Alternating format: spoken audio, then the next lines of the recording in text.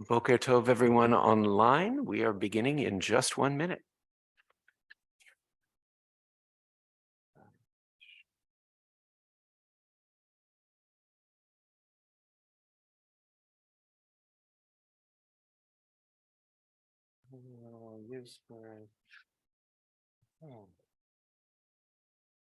There we go.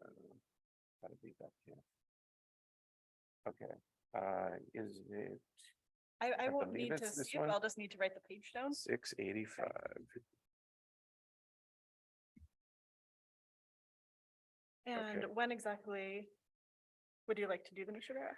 That will be circa 10:05. Okay. Oh, I'm sorry, 11:05. Mhm. And there's enough give in the outline to go even like Uh-huh. 5:05. So specifically after, I just want to make sure I put it somewhere in here so I remember. It's all in between. So Enkamocha Pitruli 393. Mhm. So After it's- Pichuli? no, it's after the second Aliyah. Okay. So after the good morning. Yay. Hi. I love it. 10:43 if all goes well for Rishon, and then you're doing 2 today, right? But you're doing 2. Go, Abigail. So yes, but the point is they're spaced like 20 minutes apart because the middle one is so long. That's all. So, but first one, 10:43, give or take. Boker Tov, Shabbat Shalom. Will you read the list of names? Yeah. Welcome, everyone. Page 141.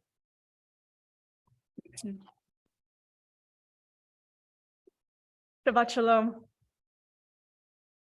Begin with Ma Tovu. Page 141. Ma tovu halecha, ma tovu halecha, ma tovu halecha Yaakov. Ayi mishkenotecha, ayi mishkenotecha, ayi mishkenotecha Yisrael.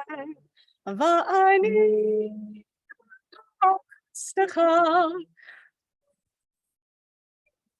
Beitacha, Eshtachemi Elhicha, Kodshecha, Yiratecha.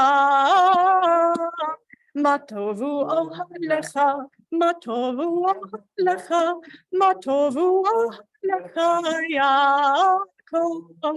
Ai mishkenotecha, ai mishkenotecha, ai mishkenotecha Yisrael. Last line.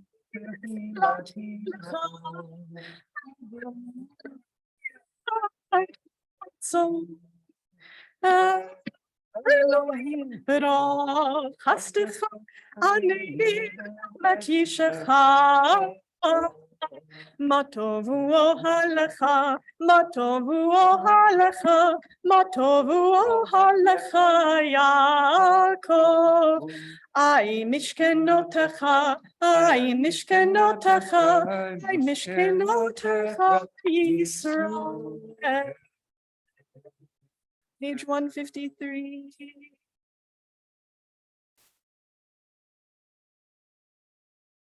Ve'ahavta l'reacha kamocha, love your neighbor as yourself. It all starts there, and then we channel an attitude of gratitude. Baruch atah Adonai Eloheinu chei ha'olamim hama'avir shena me'enai utnuma me'afapai. Amen.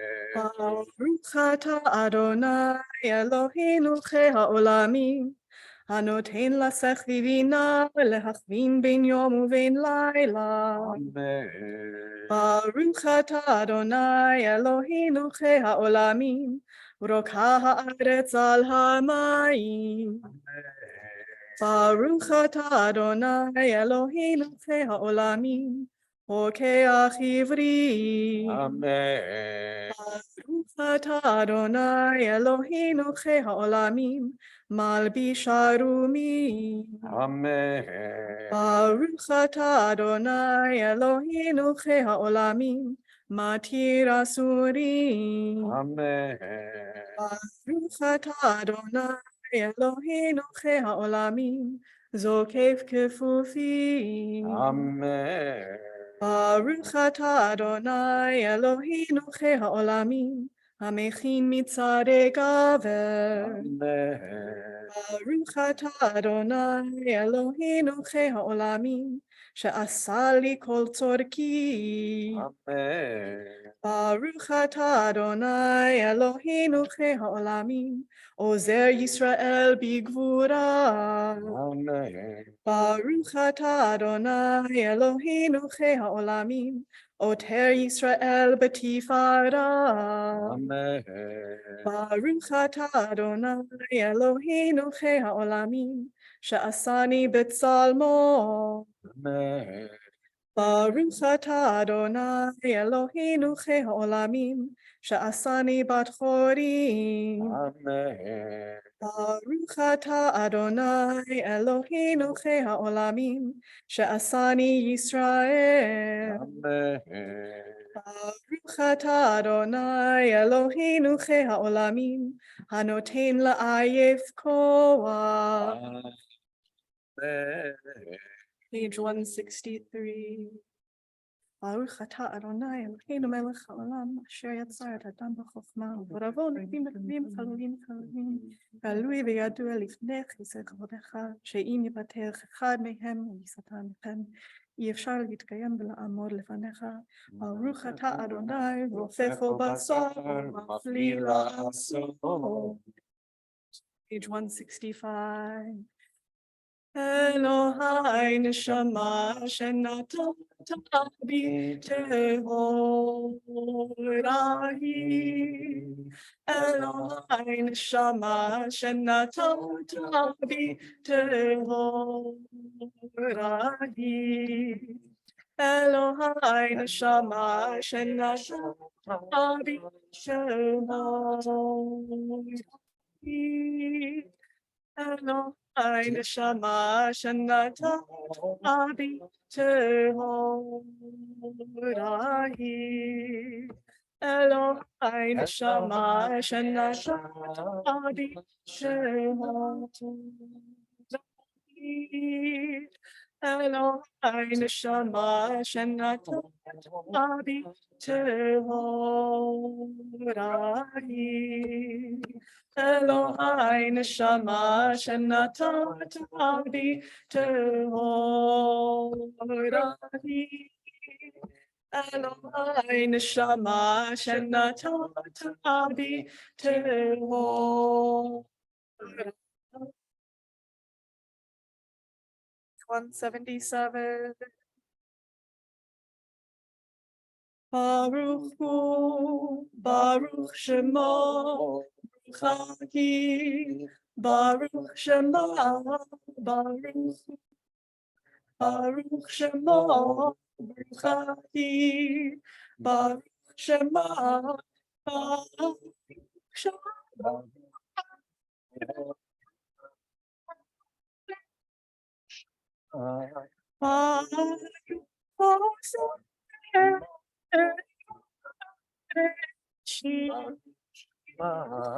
Baruch Hu, Baruch Shema, Bruchahi, Baruch Shema, Baruch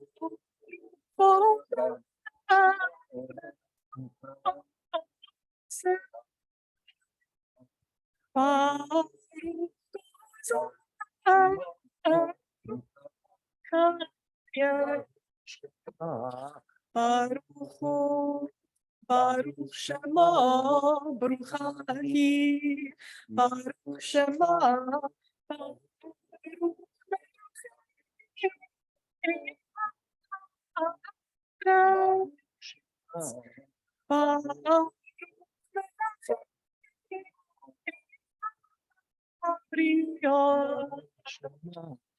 Baruch Baruch Shema, Bruchahi, Baruch Shema,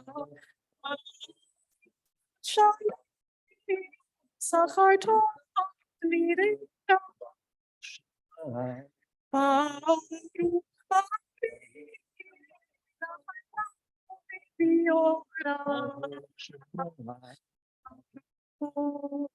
Baruch Shema, Bruchahi, Baruch Shema,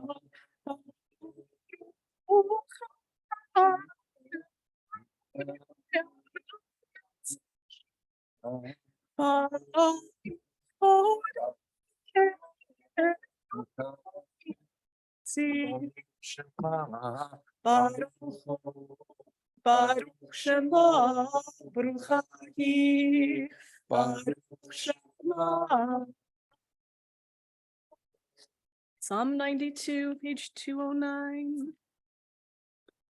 Picking up in the middle of the page, continuing the appreciation for all, especially on this Tu B'Shvat Shabbat. Magadlu. Hallelujah. Hallelujah. Hallelujah. Hallelujah. Hallelujah. Hallelujah.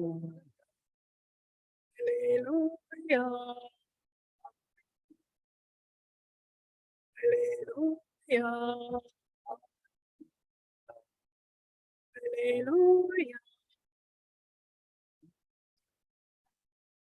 Hallelujah. Hallelujah.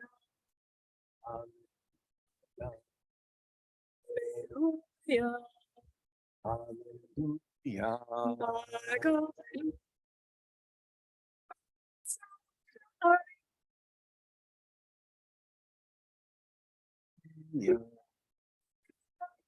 מחשבות Hallelujah. מגדו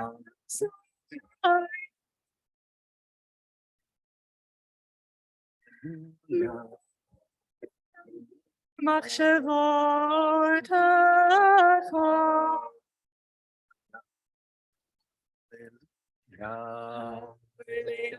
Hallelujah. Hallelujah. Hallelujah. Hallelujah. Page 211, Psalm 92. Tzadik katamar yifrach. Tzadik katamar yifrach. Tzadik katamar yifrach. Ke'eres balbanon yizgeh. Ke'eres balbanon yizgeh. Tzadik katamar yifrach. Tzadik katamar yifrach. Ke'eres balbanon yizgeh. Ke'eres balbanon yizgeh. Shetulim beveit Adonai. Shetulim beveit Adonai. Bechatzorot Eloheinu yafrichu. Bechatzorot Eloheinu yafrichu. Yai, rai, rai, rai, rai. Yai, rai, rai. Die, die, die,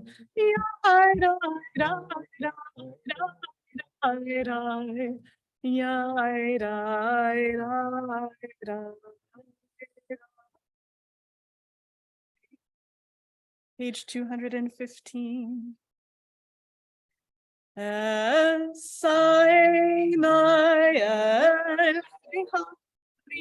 Me'ayin yavo esri.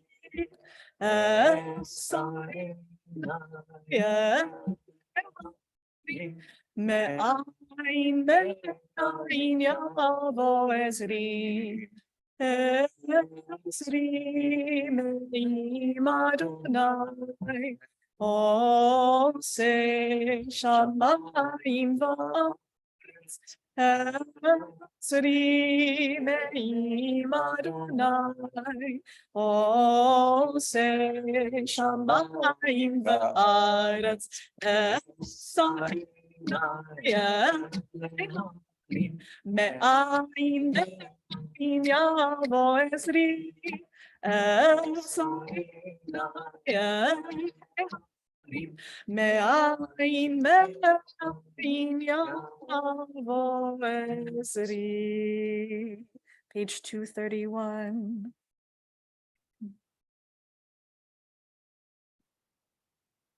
Hallelujah, hallelujah, hallelujah, hallelujah.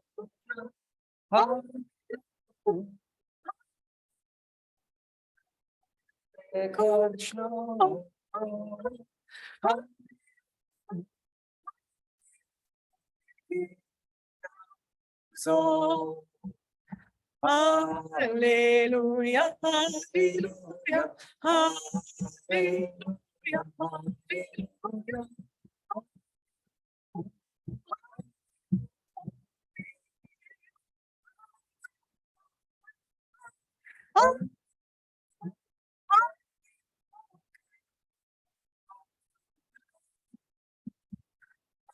Hallelujah, hallelujah, hallelujah, hallelujah. Take shot.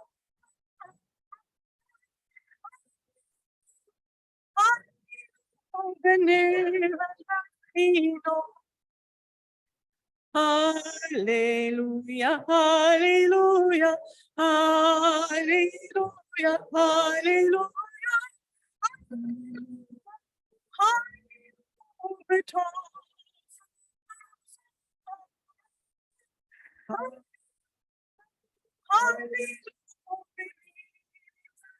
Oh God.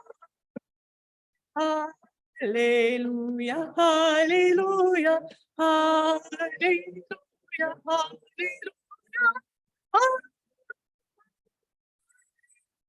It's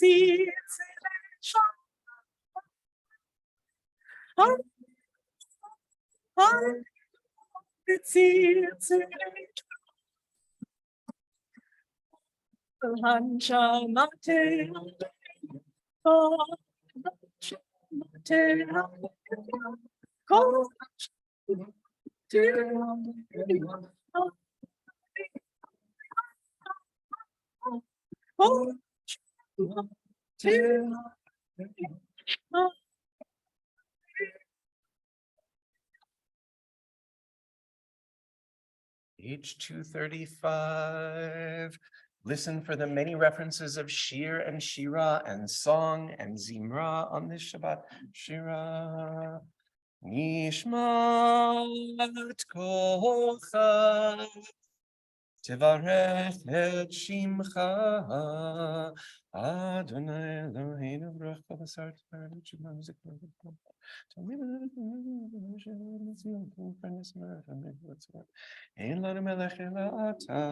Page 237, we're going to pick up together at the end of the third line. Elohei harishonim v'ha'achronim. Elohei kol briot adon kol hatovodot. Amalei barov v'tishbachot. Amaneheg olamo b'chesed v'yirah v'rachamim. V'hamekitz nirdamim. End of the third line on 237 in the list of attributes of holiness. We join together. If you have one of the handouts, we're on the top of the page. Messiah, Messiah,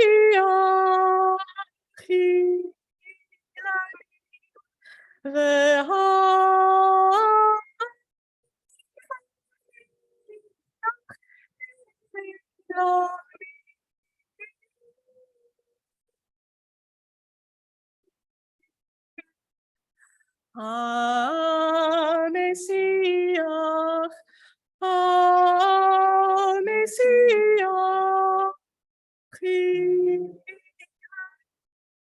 Messiah,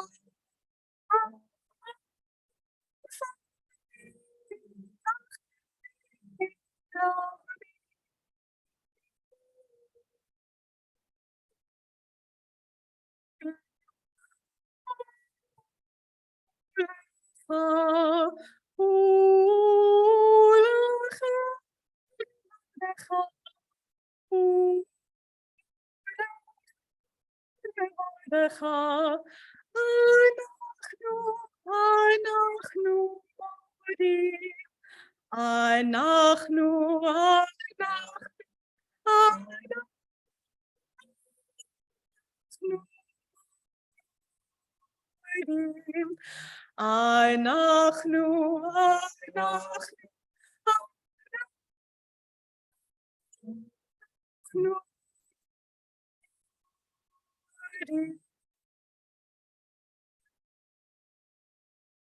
And were our mouths oceans of song, our tongues alive with exultations like waters, waves, our lips filled with praises like the heaven's dome, our eyes lit up like sun and moon, hands spread out like eagle's wings, feet as light as those of the gazelle, we would still never have sufficient praise for you, abundant one, our God, God of our ancestors, nor could we bless your name enough for even one small measure of the thousands upon thousands of times of goodness when you acted for our ancestors and for us. 239. Mimitzrayim ge'altanu. In today's Torah reading, Adonai Eloheinu mi beit avadim peditanu. Raz and chacham, and as Adonai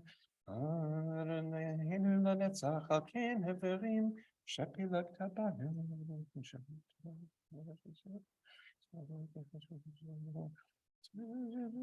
Shalatani, Tachishmat Zakat Hadal, Takshiva Toshia, Mid Melach, Mishavelach, Umiarach, El Hagadol Hagibu, Vanarai Lelion, Kom Neshamayim Vaaretz, 241.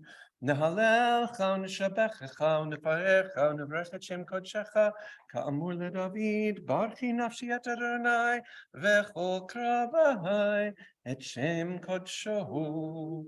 האל בתעצומות עוזך, הגדול בכבוד שמך, הגיבור לנצח והנורא בנורותיך. המלך היושב על כיסא רם ונישא,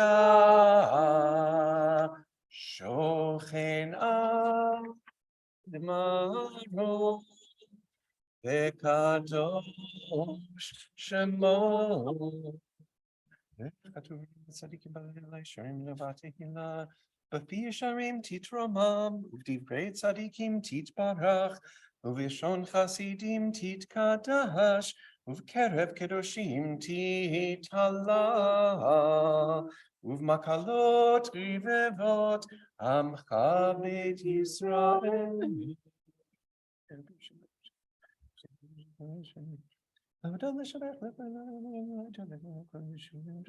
עבדך משיחך ישתבח שמך לעד מלכנו. נאל מלך הגדול ושמנו נזכיר לך. שיר ושבחה הלל וזמרה עוז וממשלה, נצח גדולה וגבורה, תהילה ותפארת, קדושה ומלכות, ברכות והודאות מעתה ועד עולם. ברוך אתה אדוני, אל מלך גדול ותשבחות, אל ההודאות אדון הנפלאות, הבכה בשירי זמרה, מלך אל חיי העולמים. 245. יתגדל ויתקדש שמי רבה, בעלמא דברה חירותי וימליך מלכותי, בחייכון וביומכון ובחיי דכל בית ישראל, בגאולה ובזמן קריב ימנו. יהי שמך במאור לעולם לעולם. יתברך וישתבח ויפאר ויתרומם ויתנשא ויתהדר ויתעלה ויתהלל שמי דקודשה בריחו לעילם מן כל ברכתה ושירתה תושבחתה ונחמתה תעמידם בעולם ואמרו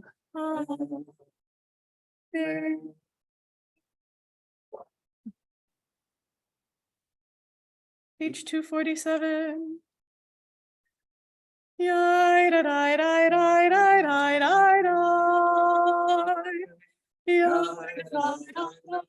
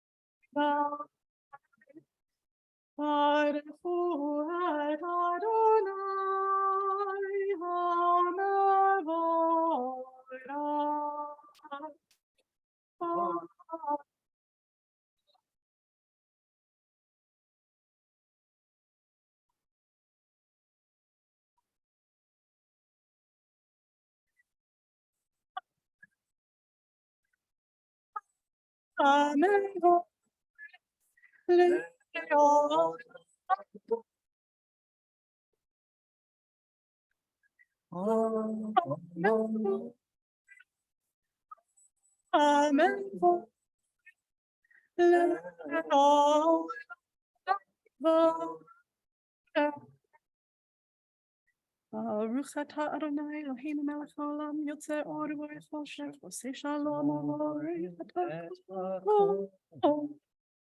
You may be seated. Before we continue with El Adon, the ancestors would pop so many pietistic poems in here, piyutim, so much that the ones that go here had their own name. They are yotzrot. They are the prayers that deepen our experience of God as Yotzer, the creator of light.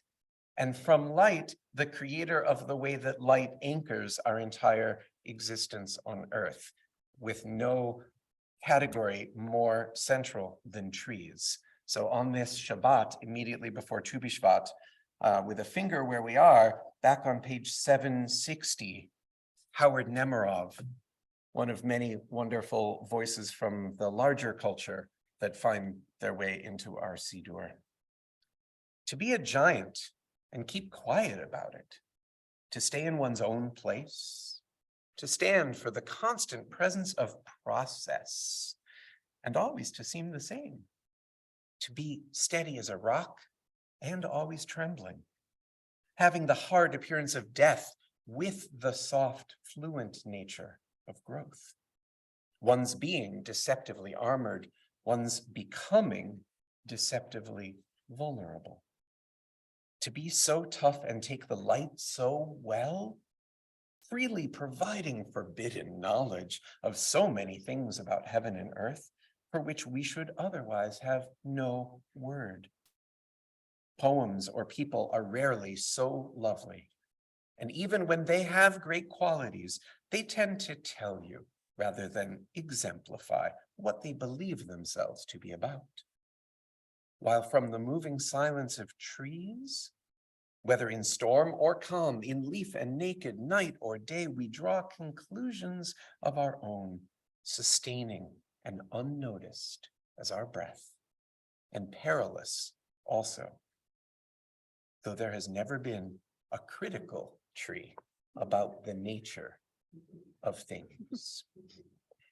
Page 253, transliteration on 255, tune into the appreciation for the handiwork of creation and our responsibility to protect it.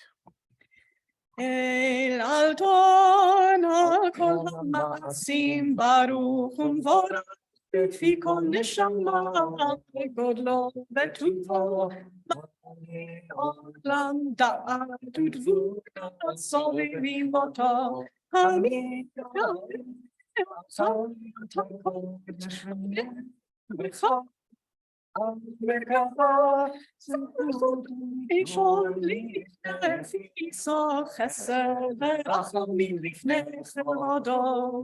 טובים מאוד שבעדנו יצרם בדעת בינה ופסקי כוח וגבורה בהם להיות מושלים בקרב תבל מבין ומפיקים נודע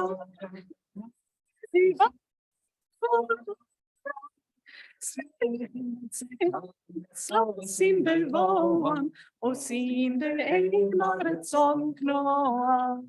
פאר וכבוד, כתיב לשפוט, זכור ורינה, זכר מלכותו, קרא לשם, רעה והיא קיצורת אלמנה, שנותנות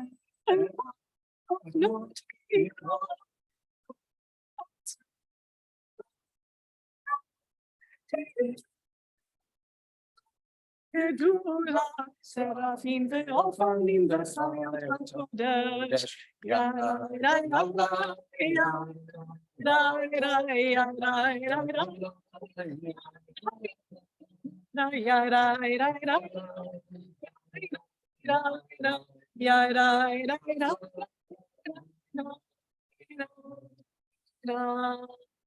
Page 269.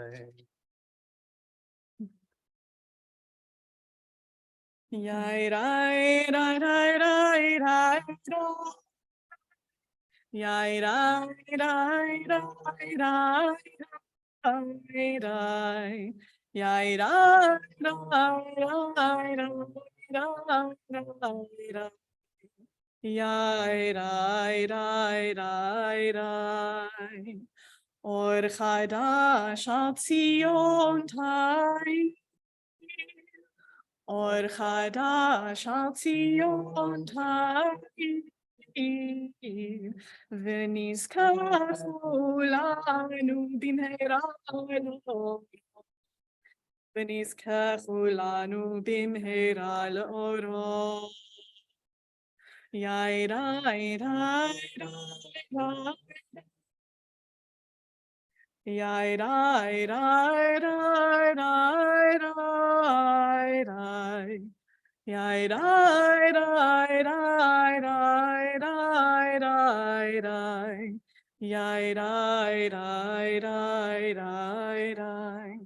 ברוך אתה אדוני יוצר העולם.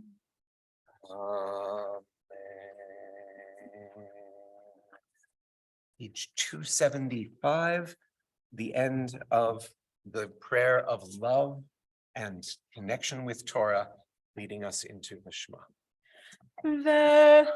והארינו בתורתך ודרבי ליבנו במצוותיך.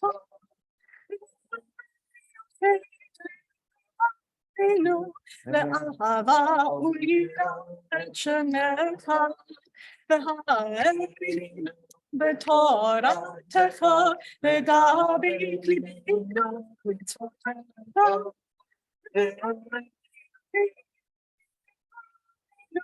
לאהבה וליראת שמך.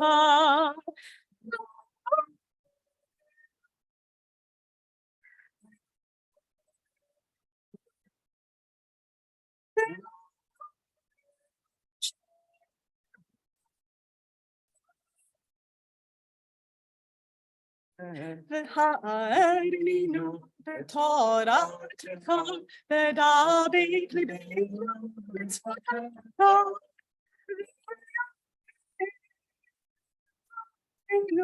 לאהבה וליראת שמך.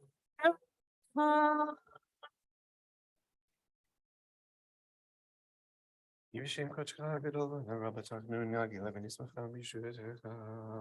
והביאנו לשלום מארבע כנפות הארץ, ותוליכנו כממיעוט לארצנו.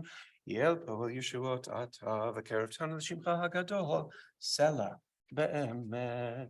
להודות לך ולייחדך באהבה, ברוך אתה אדוני. אוהב עמו ישראל. 277. שמע ישראל אדוני אלוהינו אדוני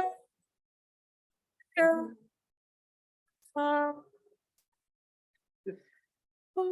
ברוך שכבודו לעולם.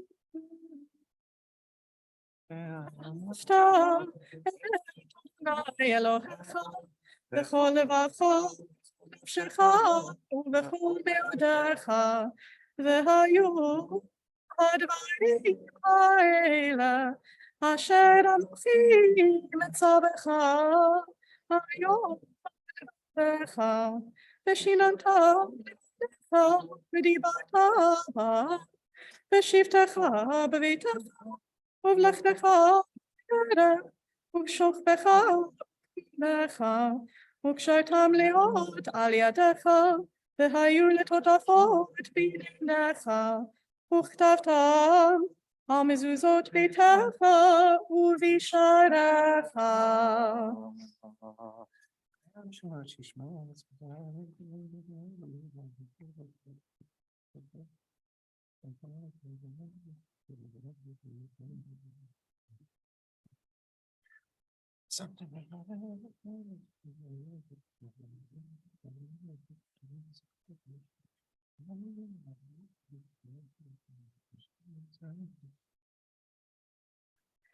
Page 285, Vayomer Adonai el Moshe Limor, Daber al Bnei Israel, Amarta Alehem, Va'asu lahem tzitzit, al kanfei vigdehem ledoratam, V'natanu al tzitzit hakanaf petil techelet, V'hayar lachem letzitzit, Uritam oto, uzchartam et kol mitzvot Adonai, vasitem oto, v'lo taturu, acharei levavchem, acharei nechem, asher atem zonim achareihem, leman tizkeru, vasitem et kol mitzvotai, v'hitem kedoshim le'Elohechem, ani Adonai Chem, Asher hotzeiti etchem me'eretz Mitzrayim, liot lachem le'Elohim, ani Adonai Elohechem. Adonai Elohechem, amen. Now that we're at critical mass, I want to properly welcome Alicia DePaulo, a budding Reconstructionist spiritual leader and a Jewish educator and professional musician. And we are so thrilled to have her with us to teach and sing and be present and enjoy Shabbat with us on this Shabbat Shirah.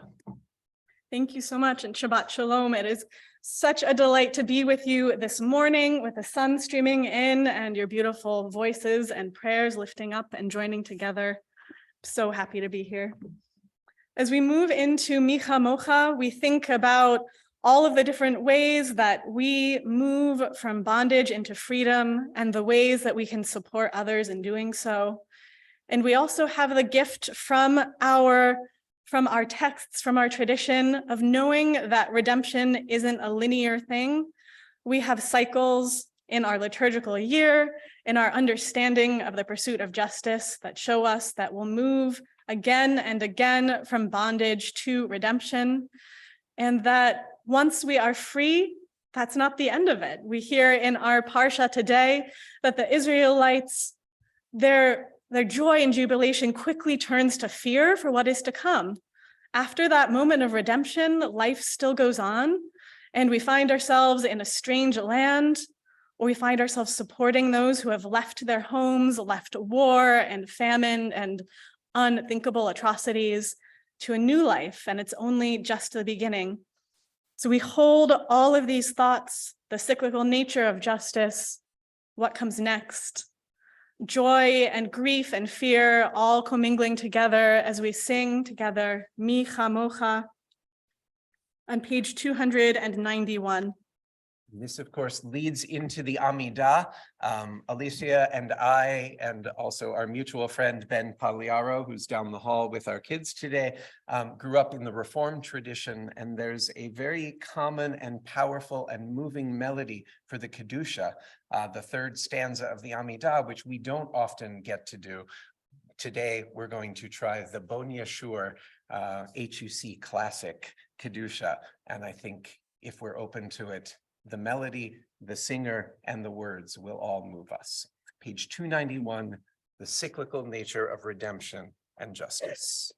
Micha Mocha, Micha Mocha, Micha Mocha, מי כמוך, מי כמוך, מי כמוך, אלים אדוני. מי כמוך, מי כמוך, מי כמוך, מי כמוך, מי כמוך, מי כמוך, נדר בקודש. תהילות,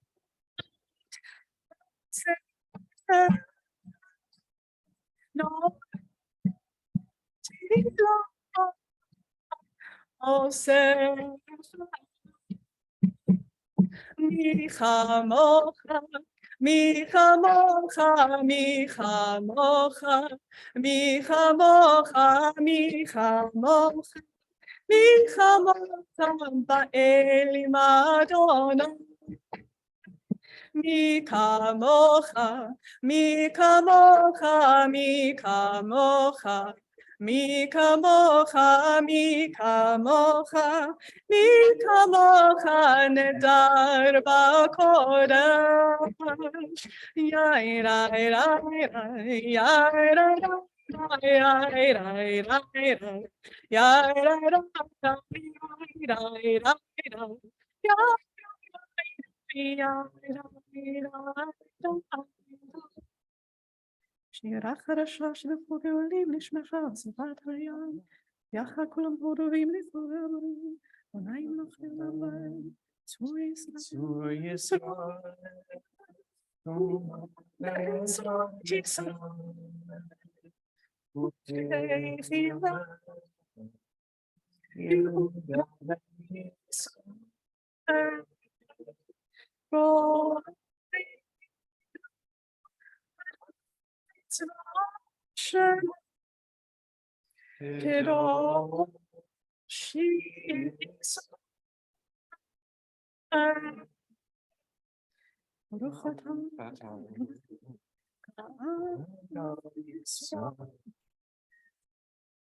Page 295.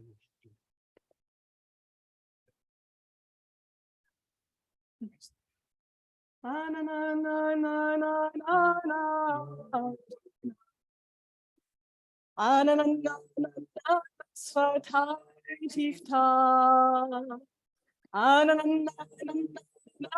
פי יגיד, ופי יגיד תהילתך.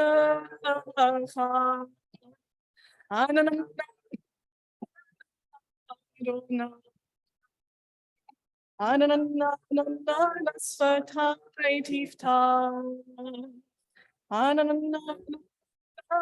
פי יגיד, ופי יגיד תהילתך.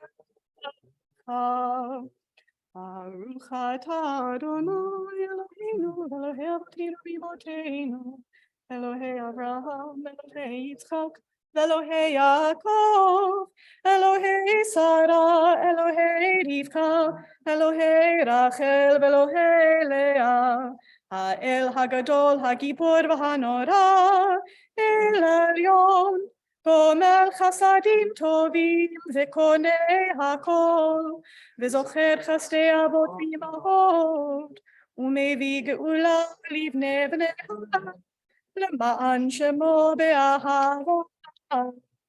מלך עוזר ומושיע ומגן, ברוך אתה אדוני, מגינה ועזרת צרה.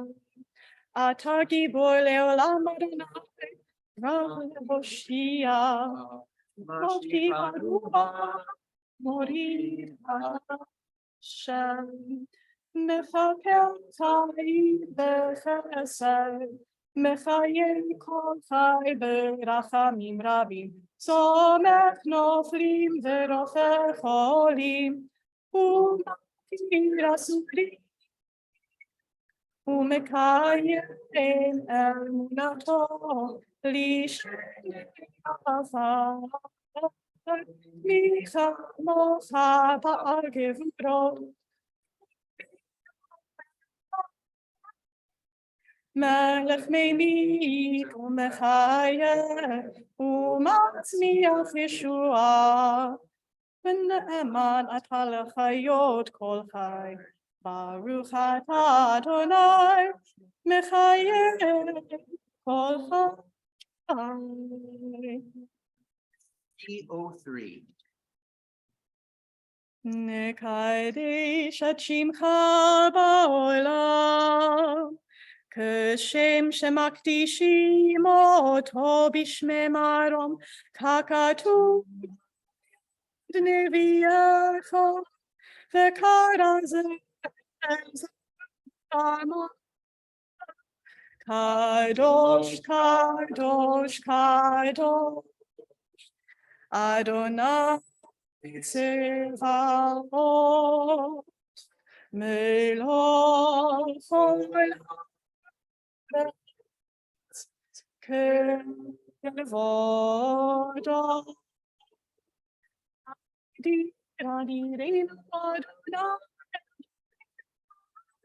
שמך בכל הארץ, ברוך כבוד אדוני ממקומו. ימלוך אדוני לעולם, אלוהי ציון, לדור ודור. הללויה. לדור ודור יגיד ולנצח נצחים קדוש נקדיש, בשבחך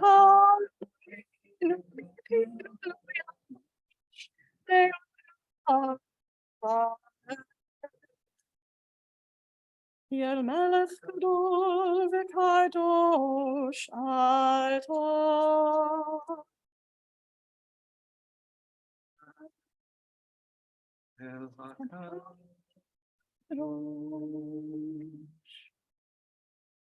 On our own 306 through 323.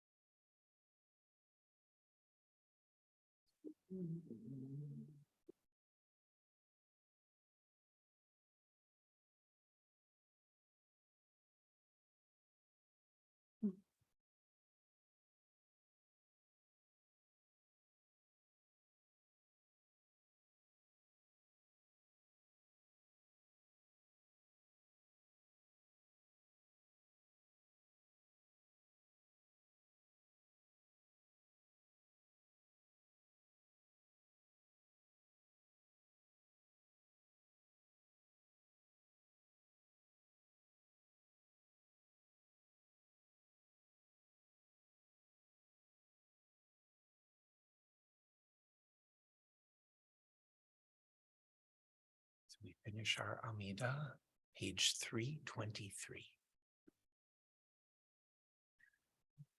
Yai da da da. Yai da da da.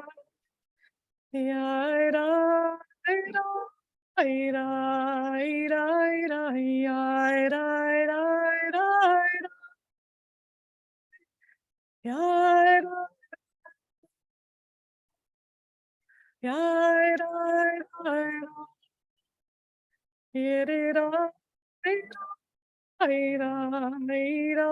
da. Yai da da.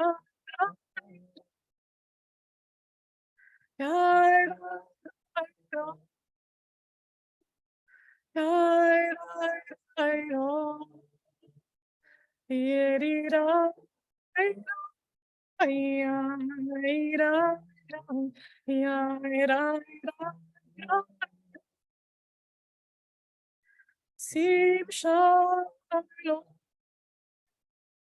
tova aso, paula amchim v'chesed v'rachami aleinu, aleinu, ve'al kol Israel ve'al kol yoshvei te'ila. Yada, yada, yada, yada, yada, yada, yada, yada,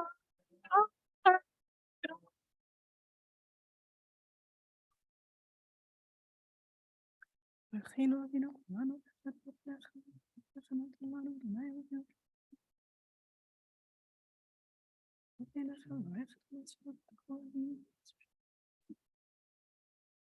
Adonai, Oseh Shalom.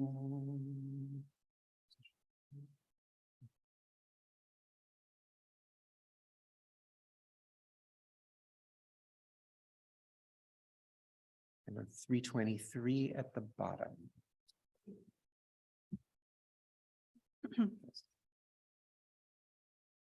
Oseh Shalom Bimrama Oseh Shalom Ve'al kol Yisrael Ve'al kol yoshvei te'ila Ve'imru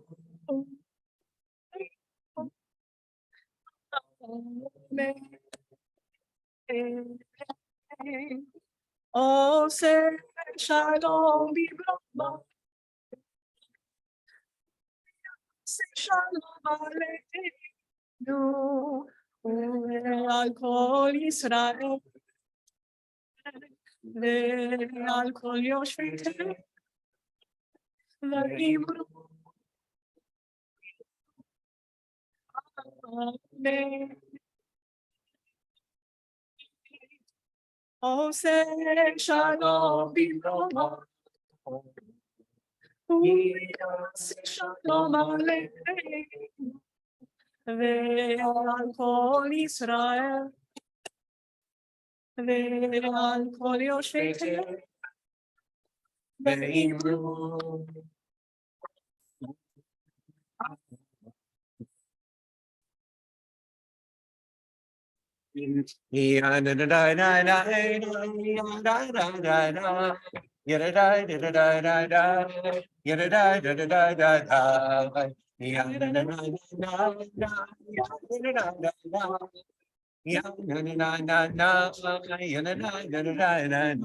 Oseh Shalom Bimroma.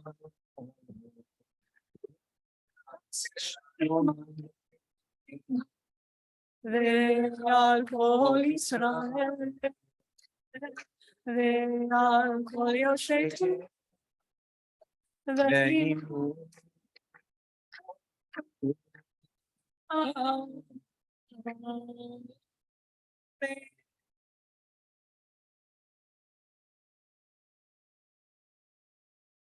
Yasher koach. Thank you. Yeah, more coming from Alicia. So turning now from the main body of Shacharit into our Torah service, a very special Torah service for a very special day, Shabbat Shirah, so named from Shirat Hayam, the song at the sea. So this becomes a music Shabbat everywhere, but rooted in the particular song that gave us Michamocha in Exodus 15. We only chant it once a year. Today is the year, Pam is the chanter, and we have a lot to look forward to. But first, in a moment, after we bring the Torah around, we're going to reflect on what it means for a ragtag group of oppressed people to cross the sea out from the charnel house into freedom, and what that might mean for us today. So inviting Noah Baum, our amazing storyteller from last night, with the story of how she and Stu met, still ringing in our ears. Love that. And Shelley Harris joining us as we prepare to bring the Torah through the community. Okay. Page 383. Ein kamocha Elohim Adonai, ve'ein kama'asecha, malchutecha malchut kol olamim, u'memshaltecha bechol dor v'dor. Adonai,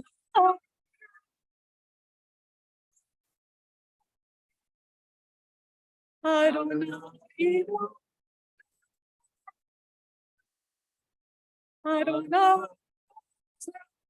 Yitain, Adonai Yivarech, Vashem, Adonai, Eti, Onecha, Sion,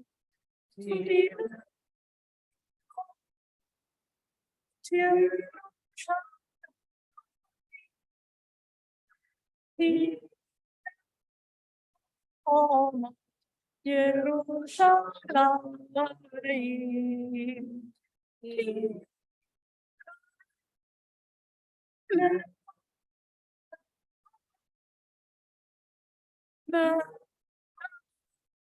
Vanisa Adonai.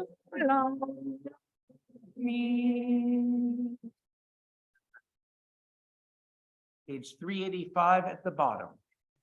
Itchuli Sharei Tzedek Avodat Modea. Itchuli Sharei Tzedek Avodat Modea. Zeh Hashem Adonai Tzadikim Yahweh. Zeh Hashem Adonai Tzadikim Yahweh. Itchuli Sharei Tzedek Avodat Modea. Itchuli Sharei Tzedek Avodat Modea. Zeh Hashem Adonai Tzadikim Yahweh. Zeh Hashem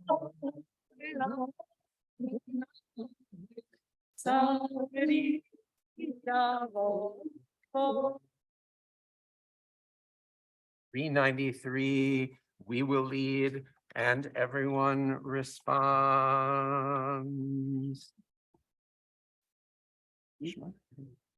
Shema Yisrael, Adonai Eloheinu, Adonai Echad. Shema Yisrael.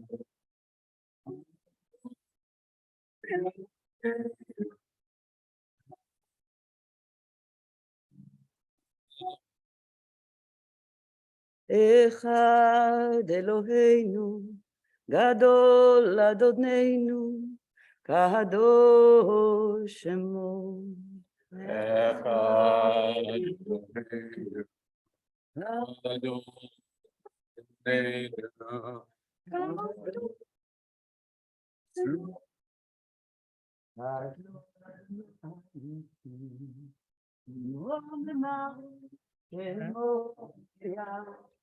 Sing it with mics in the middle. לך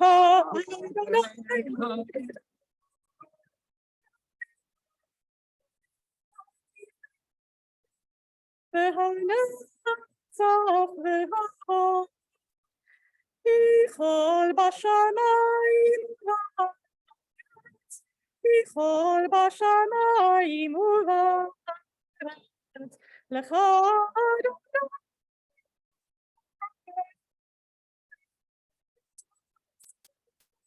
כל ראש רוממו, אדוני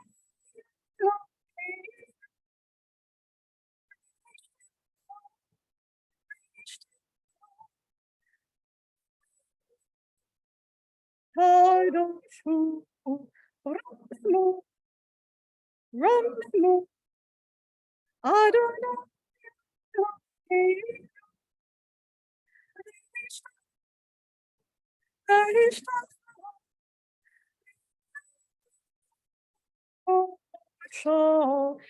קדוש אדוני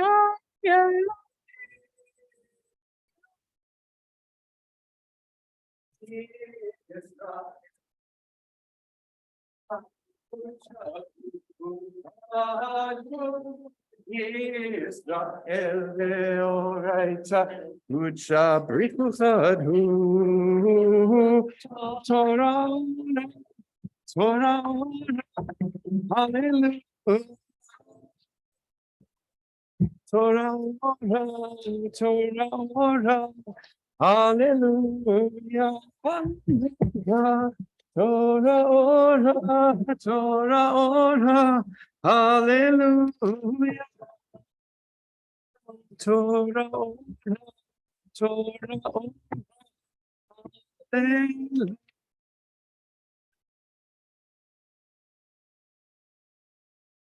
Seated.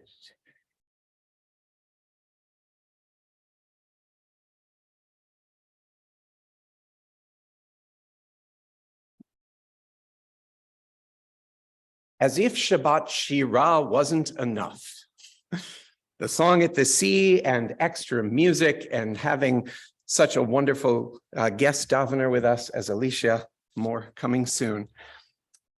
On top of that, this is basically Erev Tu B'Shvat. This weekend, right, Sunday night starts Tu B'Shvat. And so this is also the classic weekend, kind of like Earth Weekend. We'll talk about it again in April because, you know, the Earth deserves more than once a year. And for that matter, so do refugees, deserve much more than one weekend a year. But nonetheless, HIAS, the wonderful, venerable organization that many of us are involved with in one way or another, has declared this as National Refugee Shabbat. And synagogues all over the country are affirming their solidarity with those who are still escaping horrible conditions. We have the honor of inviting today someone who is very Adat Shalom adjacent, who could give the Devar Torah side of this, but is such an expert in the policy realities, in the painful experiences, and in the incredible opportunities that we have to make a difference. That I'm just going to set it up. And Yael Shaker, the director of Americas and Europe for Refugees International, and a friend of Melissa Crow's and Camp Havaya one-time parent, and many other wonderful things. Yael will share with us a little bit about the reality on this Refugee Shabbat, and specifically how we can roll up our sleeves and get involved. We all know our own member, Leon Rodriguez, who is a national board member of HIAS, and he and I have been talking a lot lately about something that jumps out at me from this parsha, because we can talk about a group of oppressed people, a minority in an autocracy that is experiencing continual human rights abuses until it has no choice but to get up and go and leave the place that had been home for hundreds of years, a place that had welcomed their ancestors in with open arms back in Joseph's time. But look how things change.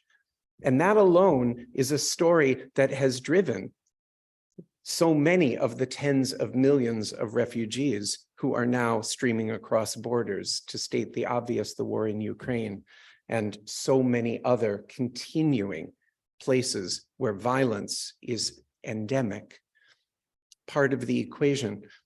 Another angle, the plagues. From the last 2 weeks of the Torah portion, the plagues were essentially climate imbalance. It was nature, which in Egypt is predictable, the Nile. No matter how much rainfall falls in the northeastern third of Africa, you can have drought in one place, monsoon in another, and eventually the Nile is steady. That's why so much of ancient civilization first took root there, because of the continual supply. When the Nile turns to blood, and then when the species get imbalanced, so there's suddenly too many frogs, and on, the weather gets really weird. You get horrible hail. You get crazy darkness. Where does that lead ultimately? When the environment can no longer sustain you, it leads to human suffering and even death. And the number of climate refugees today is already appreciable, but growing in the years and decades to come like nothing that we have yet seen. So every issue that we care about as a community that values Tikkun Olam has refugees and immigration as a core component. It's one of the handful of issues as a synagogue that we have taken a collective stand on and put our name out there in advocacy. And today, to fire us up, we are so honored to invite from Refugees International, Yael Shecher.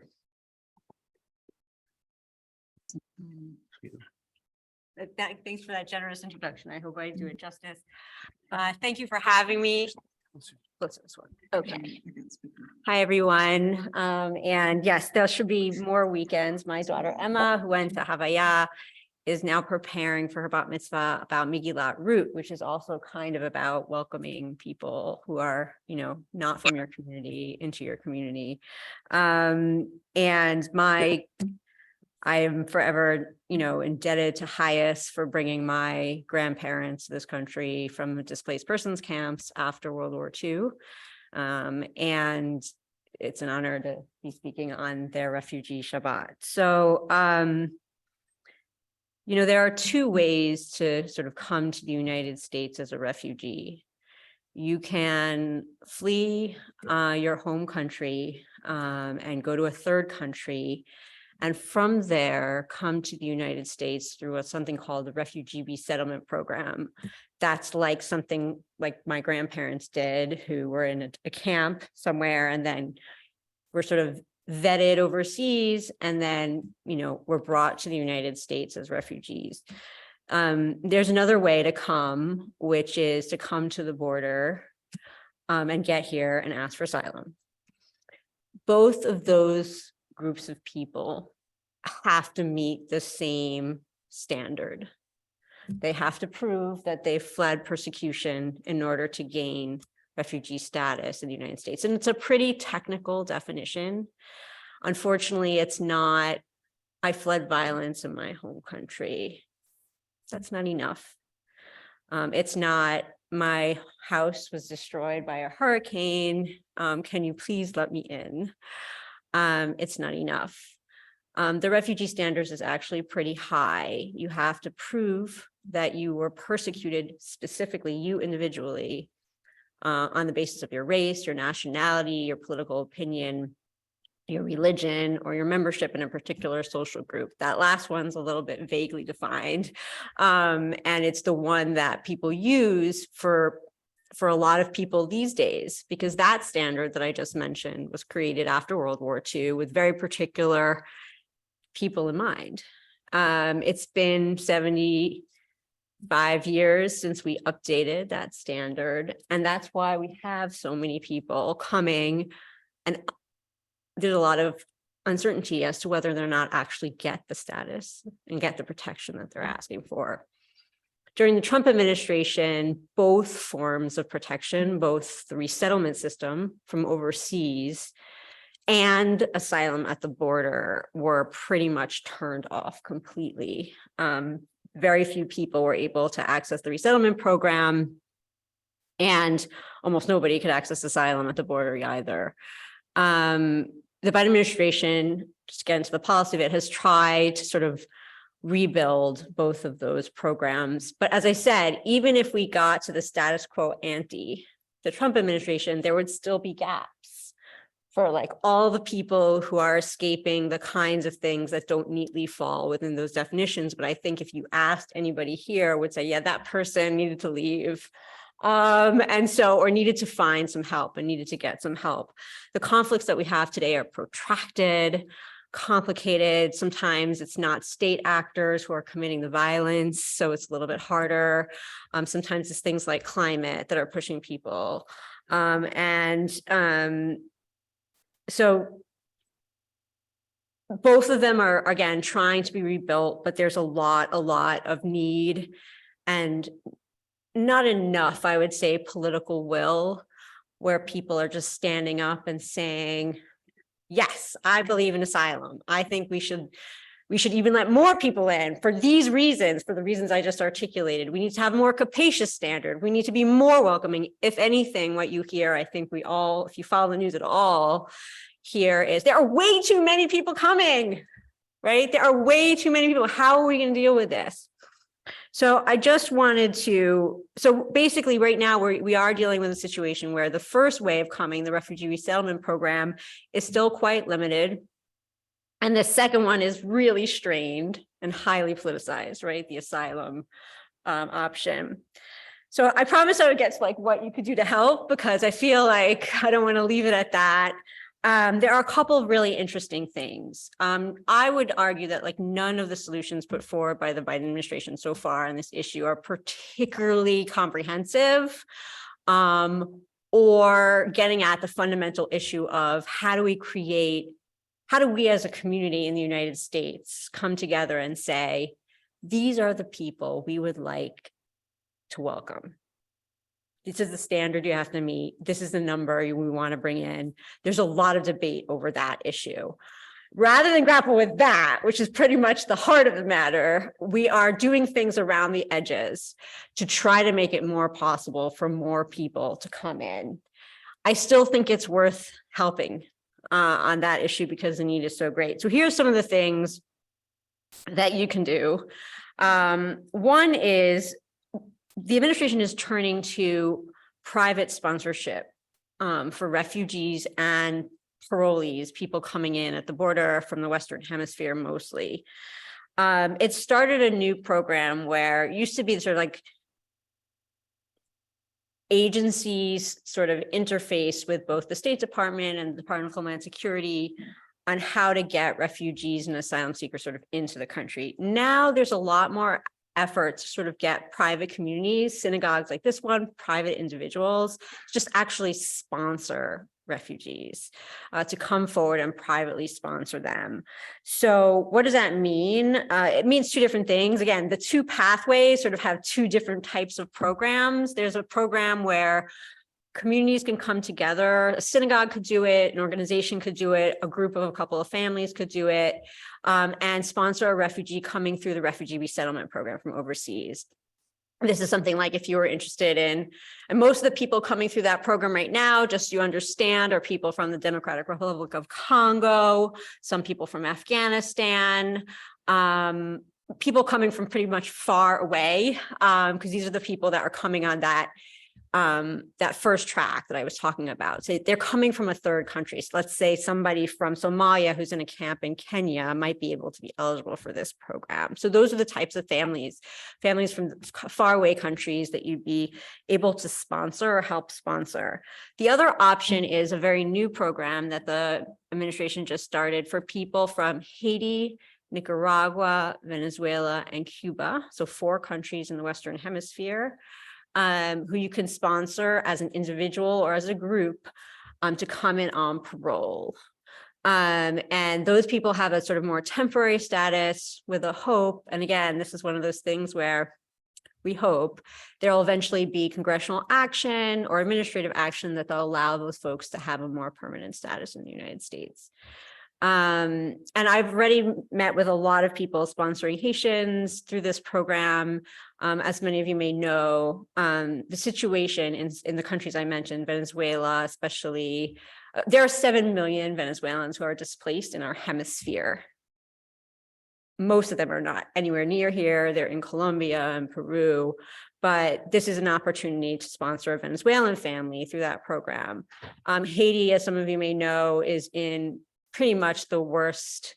It's way worse than it was after the earthquake right now. And it's probably in the worst sort of security and humanitarian situation as like in the 1970s at this point. Like we're back to way, way long time ago. So Haitian, and there's pretty much no functioning U.S. embassy in Port-au-Prince right now. So it's not like they could come any other way besides like a parole program like this.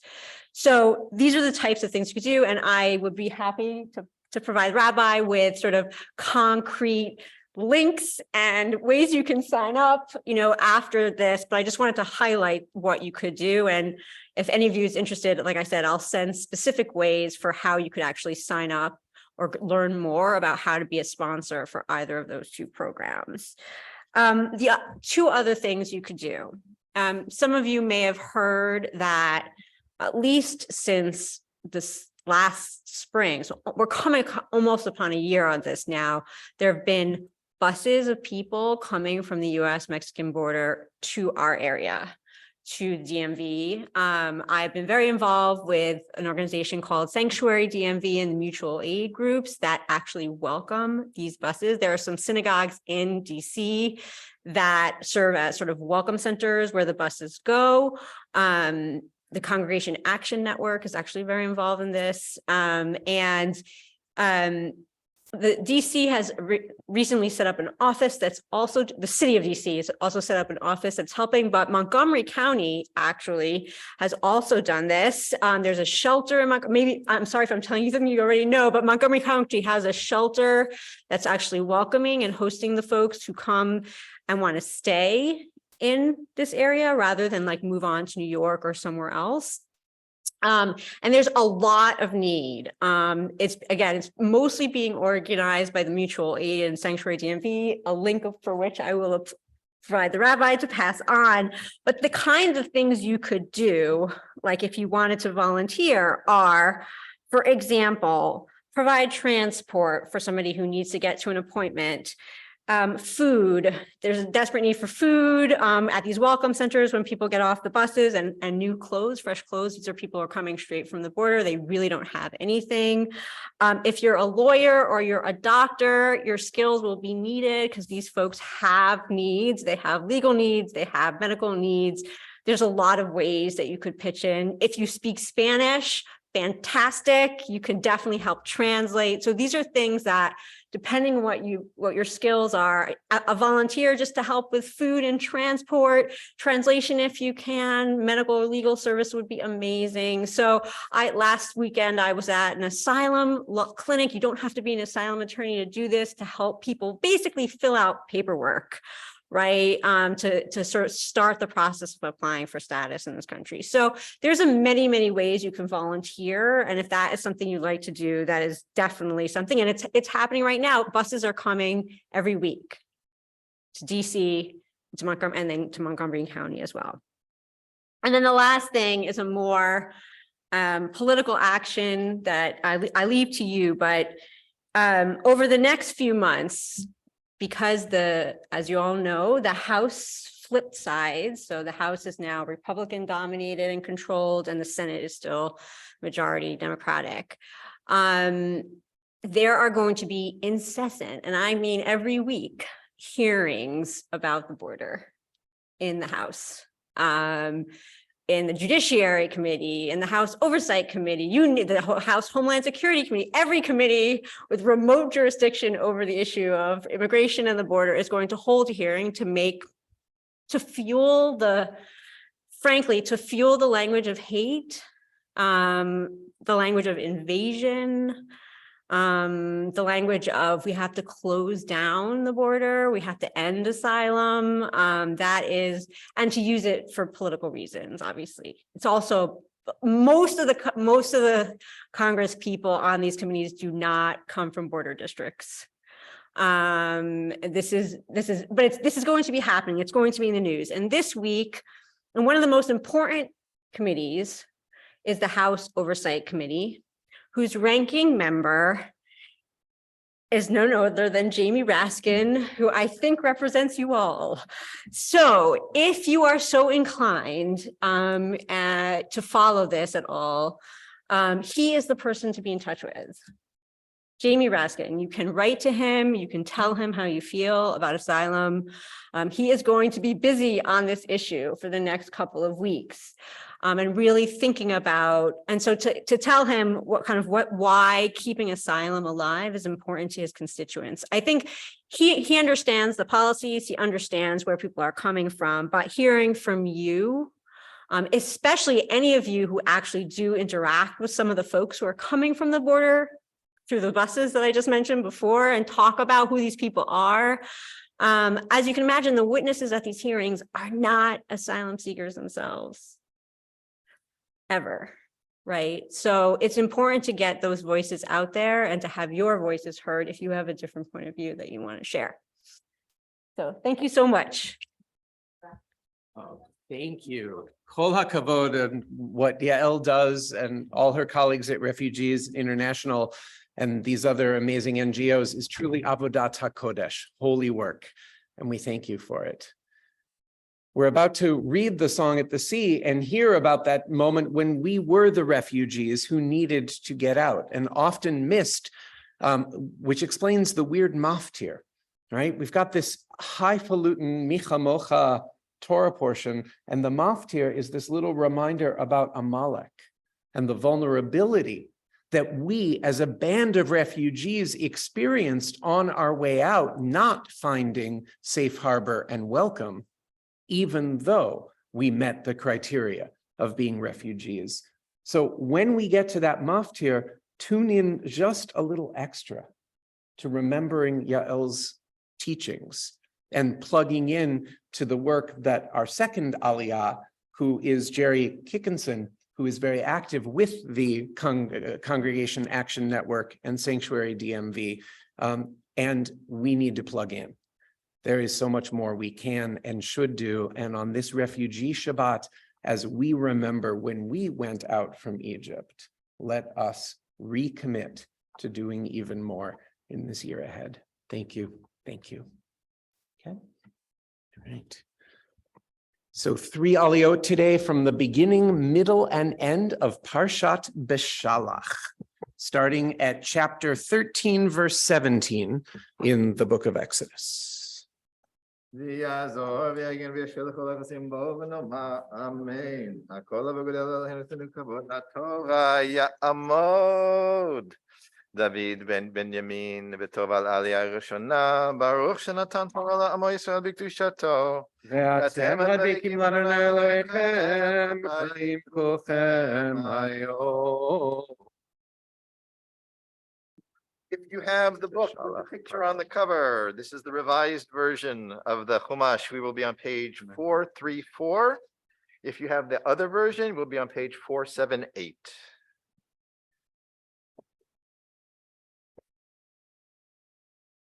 Baruch Hu et Adonai Hamvorach. Baruch Adonai Baruch Le'olam Va'ed. Baruch Adonai Vorach Le'olam Va'ed. Baruch Ata Adonai Eloheinu Melech Haolam. Asher Keravanu Lavodato V'natan Lanu et Torato. Baruch Ata Adonai Noten HaTorah. Amen. ויהי ושלח פרעה את העם, ולא נחם אלוהים דרך ארץ פלישתים, כי קרוב הוא, כי אמר אלוהים, פן ינחם העם, בראותם מלחמה ושבו מצרימה, ויאסף אלוהים את העם דרך המדבר ים סוף, וחמושים עלו בני ישראל בארץ מצרים, ויקח משה את עצמות יוסף עמו, כי השביה השביעה את בני ישראל לאמור, פחות יפחד אלוהים אתכם, והליתם את עצמותיי מזה איתכם.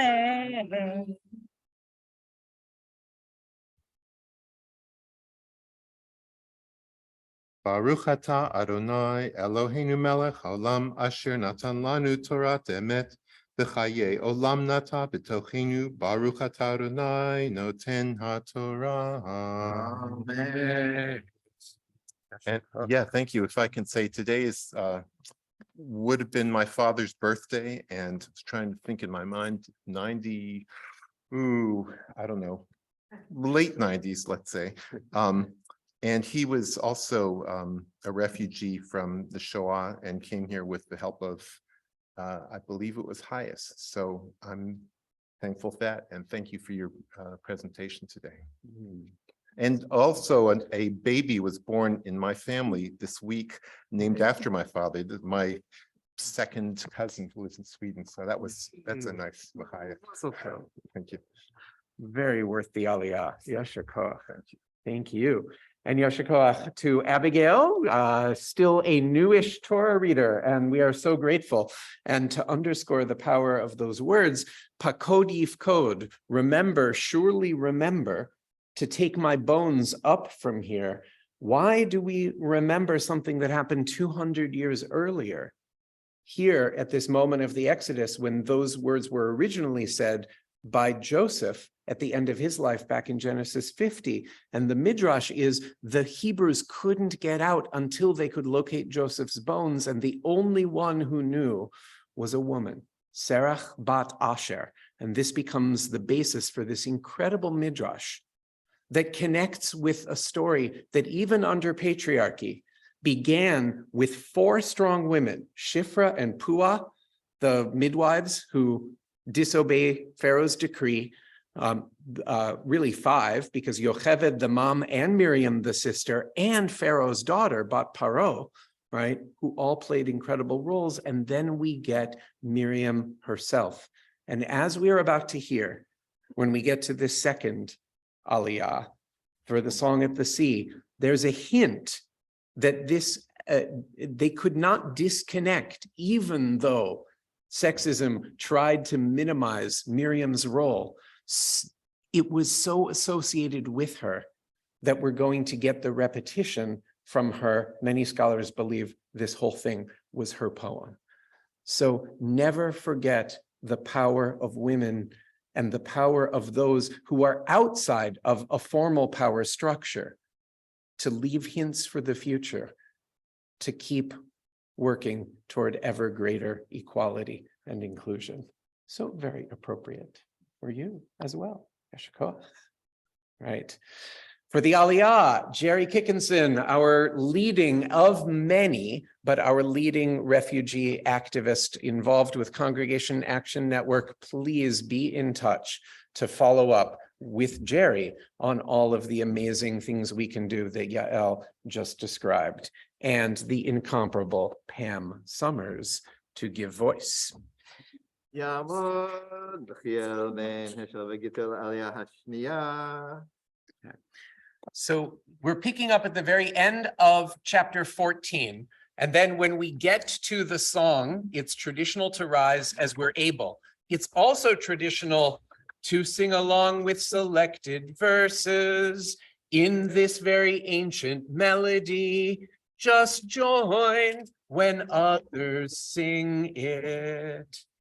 So if you don't have the melody in your head, then let this be the reminder that this is the oldest Jewish melody recorded. And it comes at 5 different places, and join as you are able.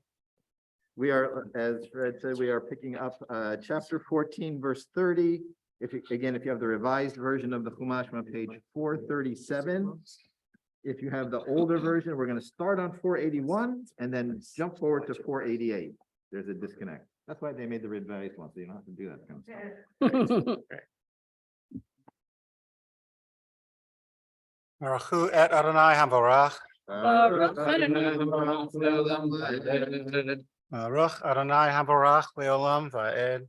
Baruch atah Adonai Eloheinu melech haolam asher karvanu la'avodato v'natan lanu et torato. Baruch atah Adonai noten haTorah. Amen.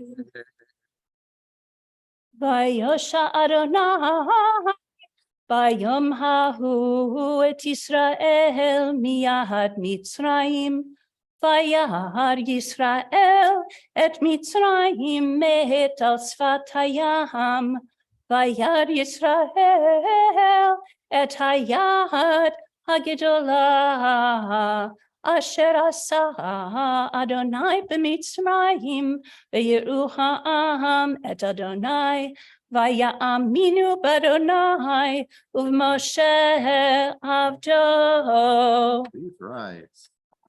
Az yashir Moshe uvnei Yisrael et hashira hazot l'Adonai v'yomru lemor.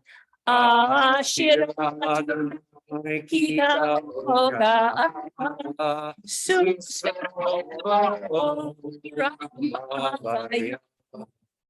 Azi v'zimrat vayhili lishua zeli ve'anfehu romementu Adonai ish milchama, Adonai shemo, markevot paro v'chelo yarav hayam, umivchar shalishav tu be'uv yam suf, techomot yichasyumu, yardu v'imsolot kemo aven, yemin achad Adonai, nedari b'koach, yemin achad Tirat soyev uverov geonacha tacharos kamocha kamecha tishalach aronecha yochlemu kakash uveruach apecha ne'ermu mayim nitzvu kmo nednos lihim kafu tichomot belev yam. Amar oyev erdof asik achalek shalal timlaenu nafshi aro karbi ari karbi torishemu yadi nashafta beruchacha kisam oyom zolelu kaoferet b'mayim adirim mi kamocha b'edim Adonai. Mi kamocha nedar b'kodesh nativot osefela natita yaminecha tovliemo aretz nachite bechastecha imzuga alta Nachalta be'osachal enave kodshecha sham uamim yirgazun chilechas יושבי פלשת. אז נבחרו אלופי אדום, אלי מואב יוחזמו רעד, נמוגו כל יושבי כנען, תיפול עליהם אימתה ופחד, בגדול זרועך ידמו כאבן, כאבן עד יעבור, עמך אדוני עד יעבור, עמסו קניתה, תביאמו ותטעמו בהר נחלתך, מכון לשבטך, פעלת אדוני, מקדש אדוני כוננו ידיך, אדוני לעולם ועד. Kiva sus paro berichbo ufarasha bayam vayashev Adonai alehem et mehayam uvnei Yisrael halhu v'yabasha betoch hayam vatikach Miriam hanviah אחות אהרון את הטוב בידה ותצאנה כל הנשים אחריך בתופים ובמחולות ותען להם מרים שירו לאדוני כי גאו גאו סוס ויה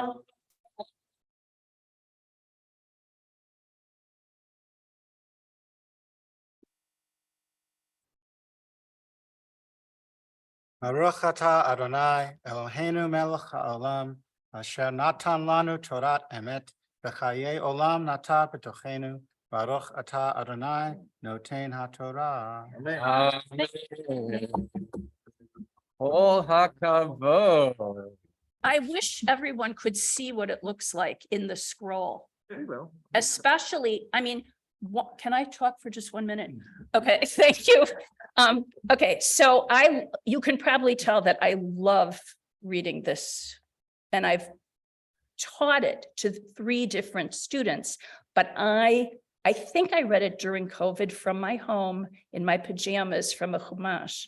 But this, looking at this scroll is very meaningful, and I have not seen it in this Torah. And so some of my mistakes were because every Sofer writes differently, and some of these letters are stretched out like, so you can barely tell what the letter is. So thank you to Ken.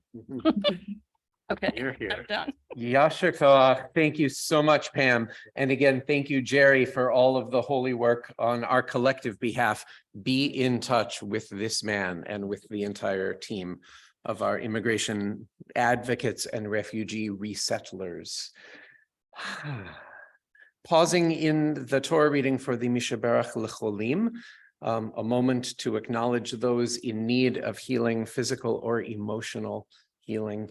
And that includes so many in this world of ours as we continue to lift up healing across Israel and the Palestinian territories, from Memphis and to everywhere in this country, as well as the many in our own community.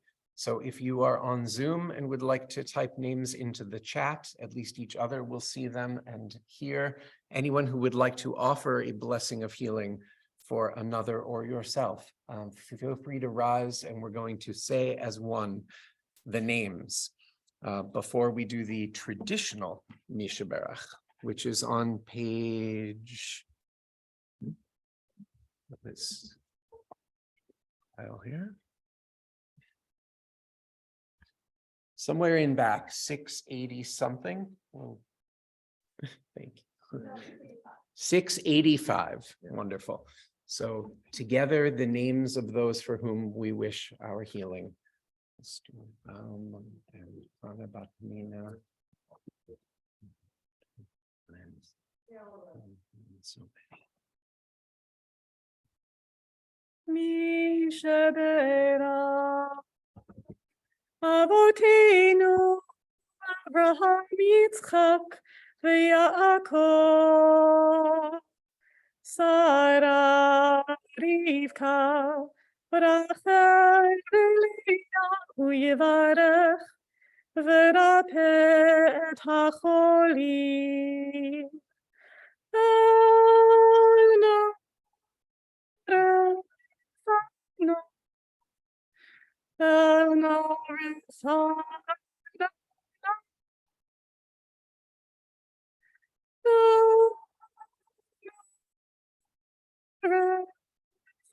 No,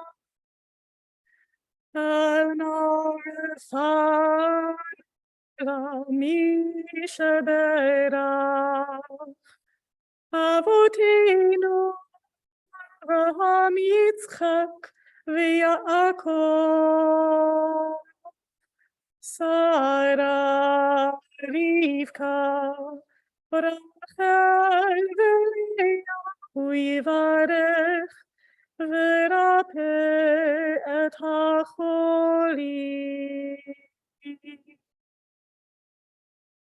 Refuat nefesh, refuat haguf, renewal of body and renewal of spirit. Venomar, amen.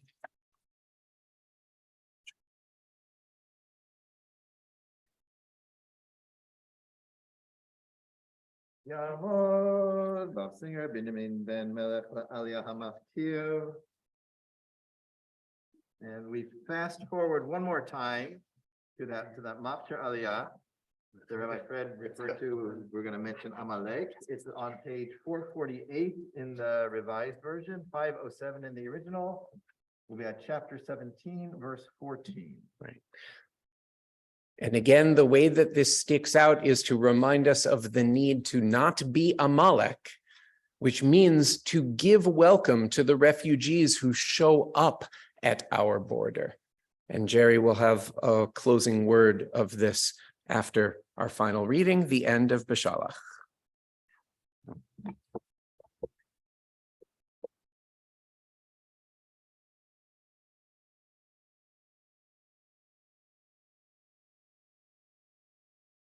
Baruch Hu El Adonai Hamavorach. Baruch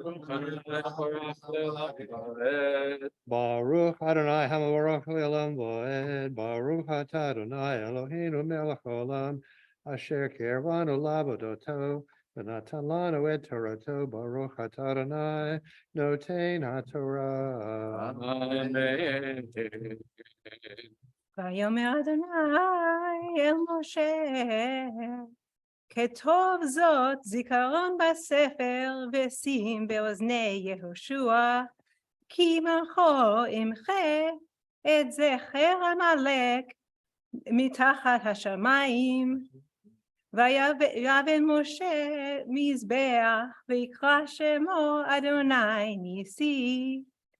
ויאמר כי יד על כסיה מלחמה לאדוני בעמלק מדור לדור.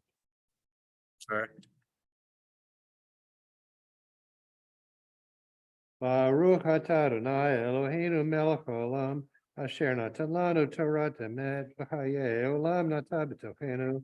Baruch Atah Adonai Notein HaTorah.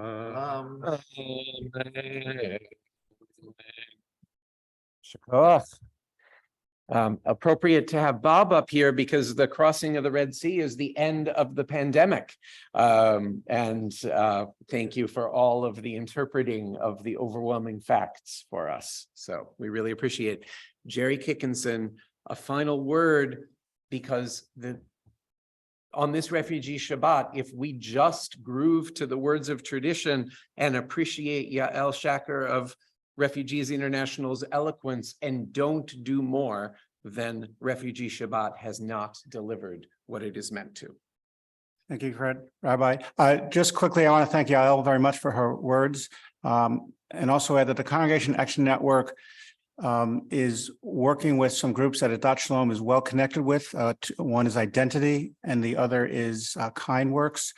and in Montgomery County, along with a new group called Bare Necessities Foundation to help the migrants on the buses, but also others right here in Montgomery County. And so look for ways that you could help out with that. Several things are coming. And also, as Yael pointed out, action on immigration reform in Congress is not very likely, to put it mildly, in the near future. But the Congregation Action Network in partnership with other groups such as JCRC, Lutheran Social Services, United Methodist Church Conference, is working on more local advocacy so that our county and our state can be as helpful and as welcoming to immigrants as possible within the federal laws that allow us to. So I invite you all to get involved in that as well, and I will be providing more information. Thank you. Thank you. Thank you. Right. As we prepare to lift and wrap the Torah, we're going to scroll back 2 columns so that you can see what Pam was describing, the brick over brick calligraphy of the most dramatic column in all of ancient literature. If you want to come down front so you can see it, you're welcome to. This is yours. Come see it. Yamod, Mark Sullivan Hamagdia, Yamod, David Ernestine Hagolel. Please rise as the Torah is lifted and come down and see what this looks like. Vezot haTorah asher sam Moshe lifnei bnei Yisrael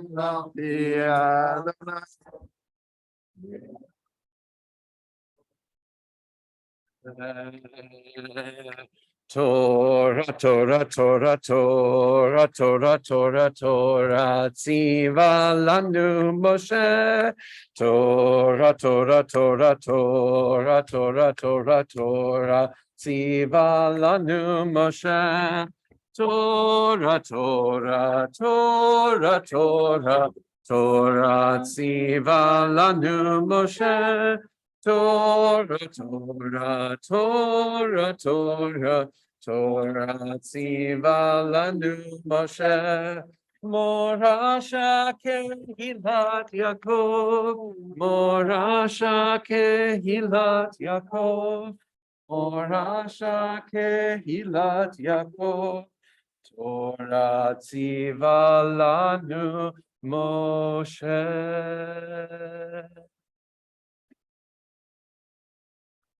What a wonderful privilege to hear the Torah read so beautifully and hear Yael's amazing words. Thank you so much. We continue with the words Lo Yisagoy, page 419. Nations shall not lift up sword against nations. We think about the refugees in our world right now, families torn apart by war, by political instability, and we pray that they may know peace, that war may cease and bring an end to the refugee crisis that we currently are experiencing. And at the same time, we hold gratitude for people like Yael and for Hayes who are doing this important hard work. And what an amazing resonance for Yael that her grandparents were brought here safely by Hayes, and now she's continuing that work. So as we hold all of that, we sing together Lo Yisagoy on page 419. Lo Yisagoy Lo Yilmadu Lo Yisagoy Lo Yilmadu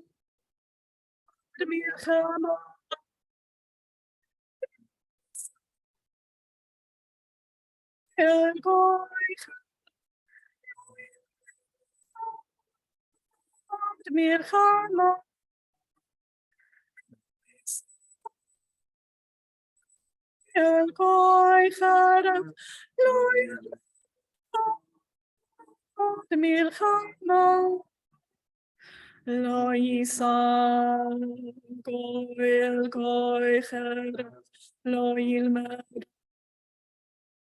milchama Lo Yisagoy goy charav lo yilmad מלחמה.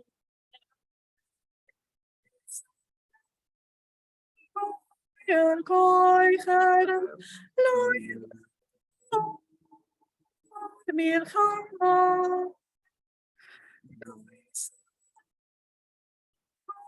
אל כל חרב לא יעמוד מלחמה.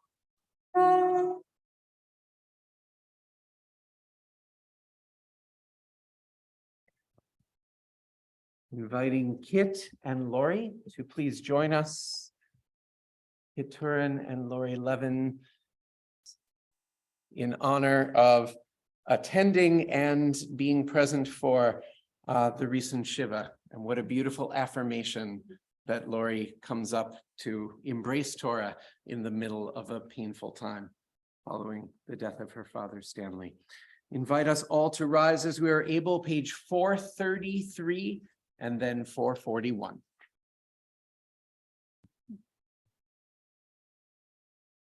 יהללו את שם אדוני, כי נשגב שמו לבדו.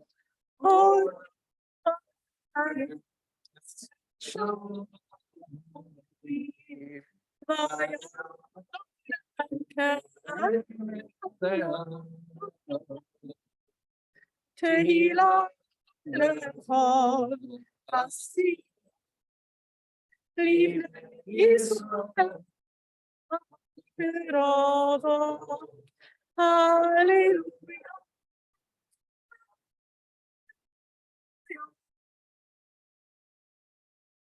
Page 441.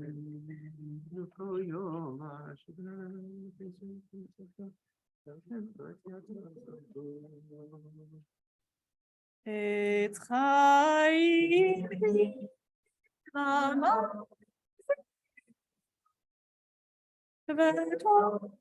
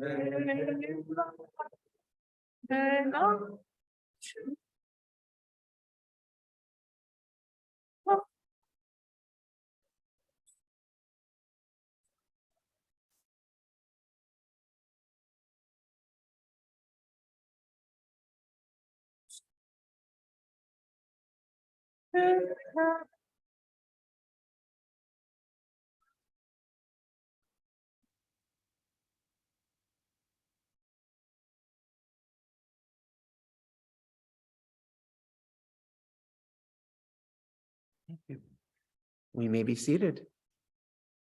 It's been a while since we've had a proper Musaf set, leaving the time, and we couldn't not on Shabbat Shirah. So think about the great trees that we've already met on this Shabbat right before Tu B'Shvat. We just had the Eitz Chaim Hi, the Torah, and earlier we had Sadiq Katamar Yifrach, that like the tamar, the date palm, the righteous will grow tall like the cedars of Lebanon, like our own not so tall Tamar, who we are still remembering, but tremendous in spirit. And picking up on that theme, I hope everyone grabbed one of these handouts that has a handful of lyrics on it, along with a reminder of one of the great heroines and literary of the 19th century American Jewish experience, Emma Lazarus. And we are picking up with the Tu B'Shvat Nigun by the wonderful Batya Levine, brought to us by the wonderful Alicia DePaulo. Thank you so much again for allowing me to join you today on this very special song-filled Shabbat Shirah. It is such a joy to be here with you. We've been weaving in two different nigunim throughout our service today. As Rabbi Fred mentioned, the beautiful and peaceful and calming Tu B'Shvat Nigun by Batya Levine. which we'll sing now in just a moment. And another little Tu B'Shvat Nigun, which I was inspired to write for this occasion just a few days ago. So thank you very much for allowing me to hear it sung in this sanctuary, in a sanctuary for the first time. It is really special to hear your voices singing it. So we'll sing together first Batya Levine's Tu B'Shvat Nigun. And we'll layer through it a few times. Once we get going, feel free to jump up and harmonize. We can weave in and out of different parts, and we'll just let it flow for a couple repetitions. Yai rai rai do. Yai rai rai. Yai rai. Yai rai rai. Yai rai rai rai. Yai rai.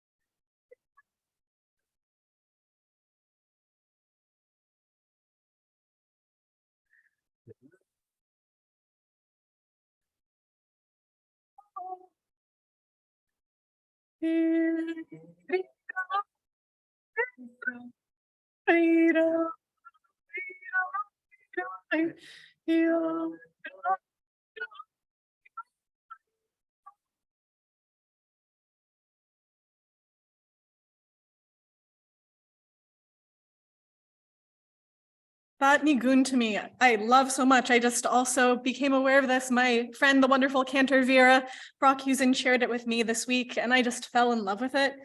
It just feels to me like the sun peeking through the clouds, the buds starting to open, hope starting to flourish, and hearing all of you sing it together with me just magnifies those feelings. So thank you. And we continue with my Tzadik Katamar Nigun that I was inspired to write for Tu B'Shvat, for Highest Refugee Shabbat. When Rabbi Fred asked, do you have anything that can combine the idea of ecology and the refugee crisis and Tu B'Shvat, I was a little stumped. But I was so inspired by Batya Levine's Nigun, and I was thinking about the longing and the pain that comes along with longing for redemption and also having received it, but not knowing where to go from there, as I was talking about earlier. And so some of that longing along with the gratitude melded together into this nigun. So we'll start it at a slower tempo, and then as we continue with the word Sadiq Katamar, let's start to pick it up a little bit as we feel invigorated by community to do this work of cultivating justice, because it is a force that cannot be stopped, but we also have to nourish the soil and tend to the trees so we can draw hope, and also we can receive our charge that we need to go forth and make it happen. So we start together with our nigun.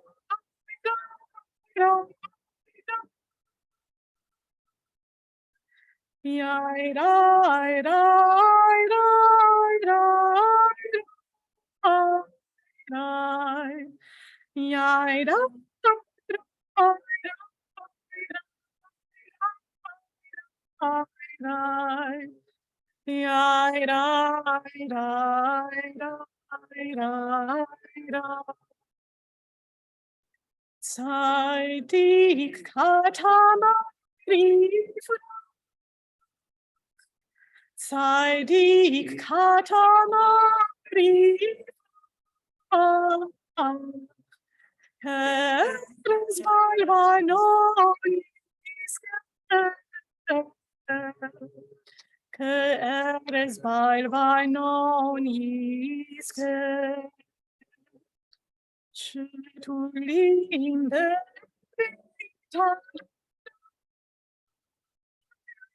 Shtulimbe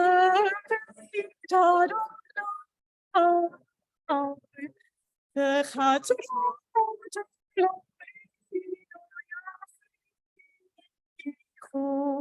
Bechatzrot Eloheinu Yafrichu Odienu Besiva Deshini Odienu Besiva Deshini Veranani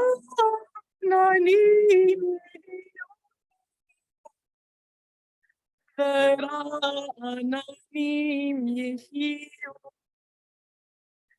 Lehagid Ki Ashara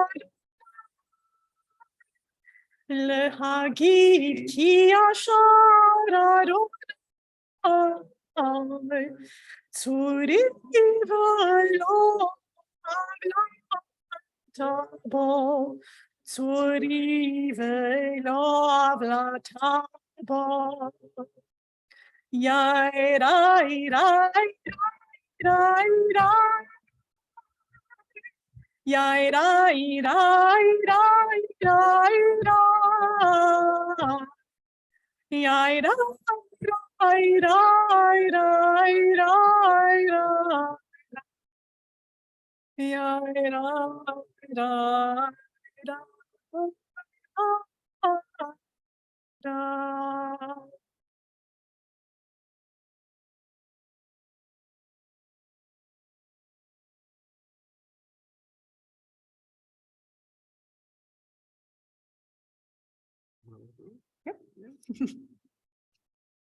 And I'm realizing I switched to the order on the sheet, so apologies for that. But now we're going to Song 2, Marabu. These words from Psalm 104, Marabu Ma'asecha Adonai. How great, how very great are your works. And we think about and we give praise for the fact that we have the ability to come together as a community to do this work of justice. that we know that righteousness and justice will flower again. Even when we are on cycles of winter and dark and cold, we feel the first signs of the flourishing again, and it's made even sweeter by the fact that we are together. So the first part of the melody goes, Marabu, Masach Adonai, Marabu, Masach Adonai, Marabu, Masach Adonai, Marabu, Masach Adonai.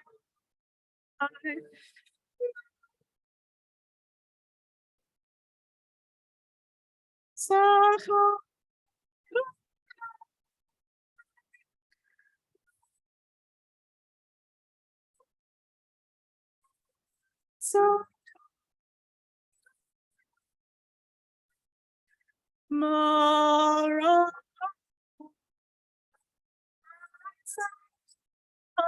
Adonai, Mara,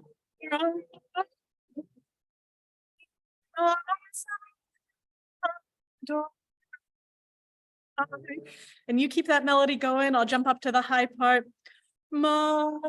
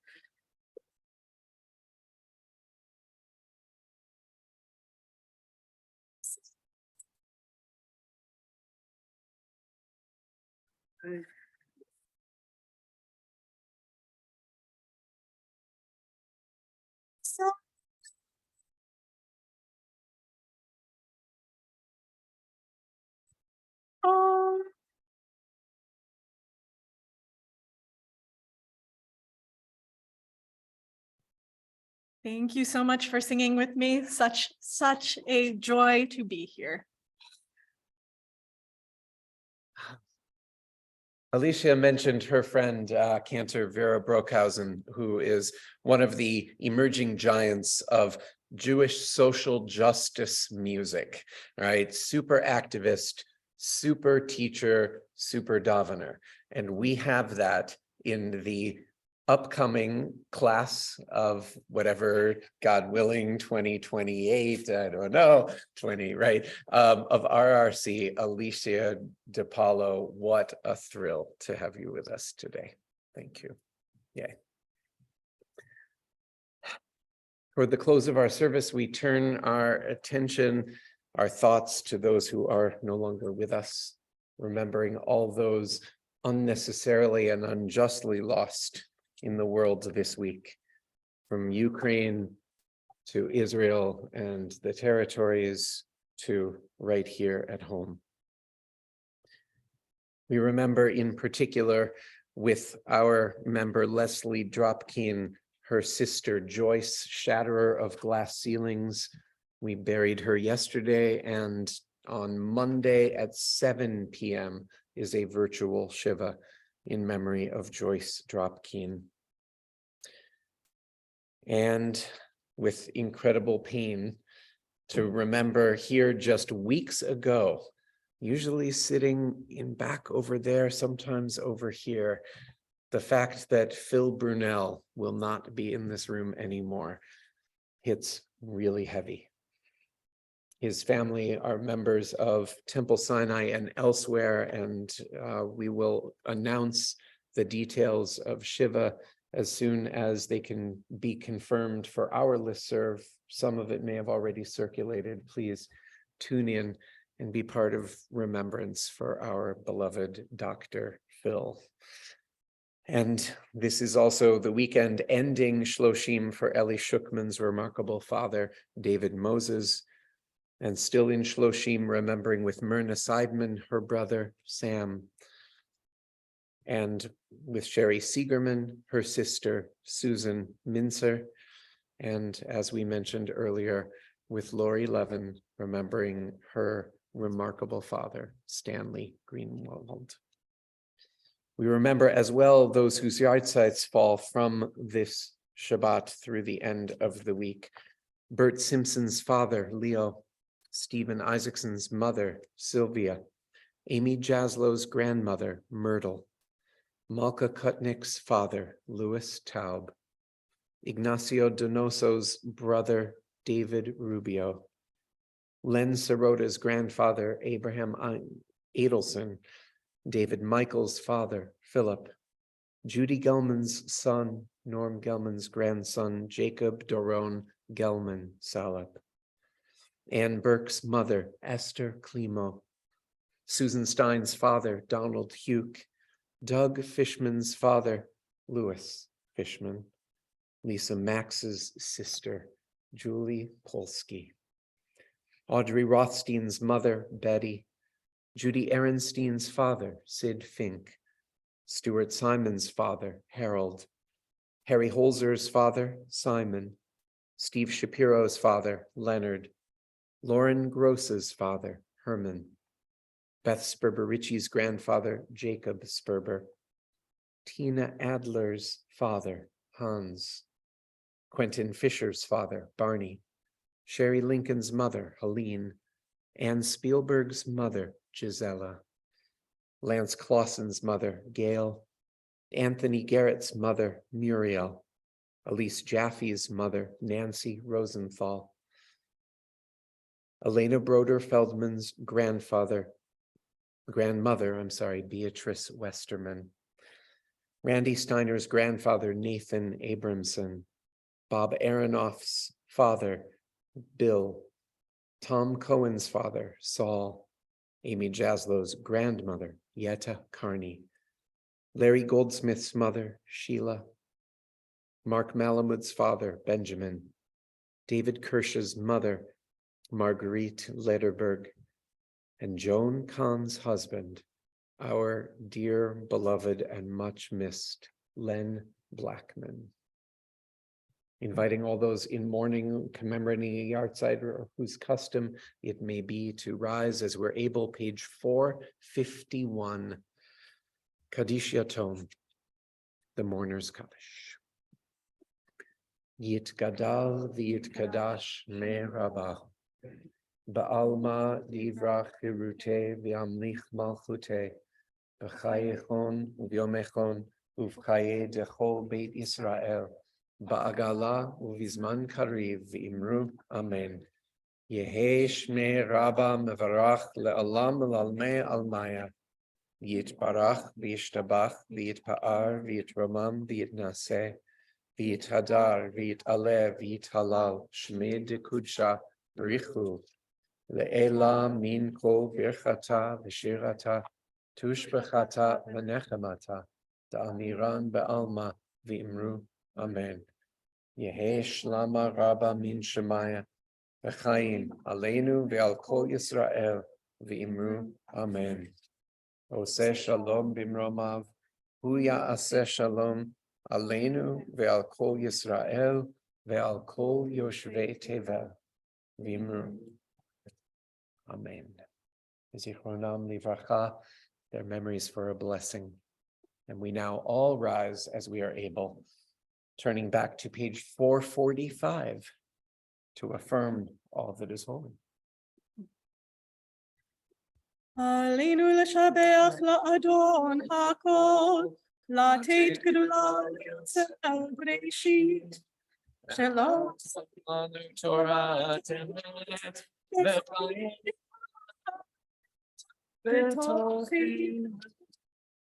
ואנחנו קוראים ומשתחווים ומודים לפני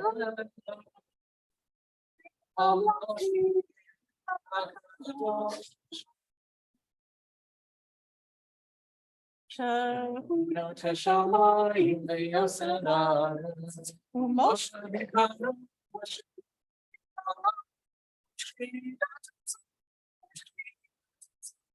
וגובי מרומים את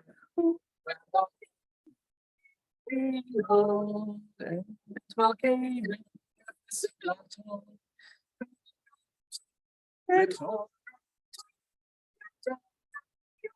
ידעתם והשיבותם אלוהים כי ידעתם אלוהים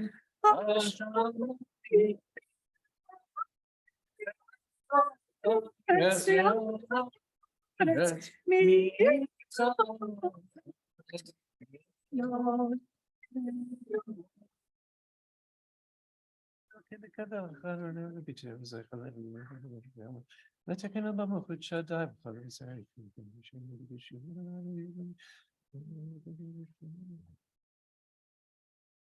יום מלכות שדי מעט ימות בחבור, כך כתוב בתורתך.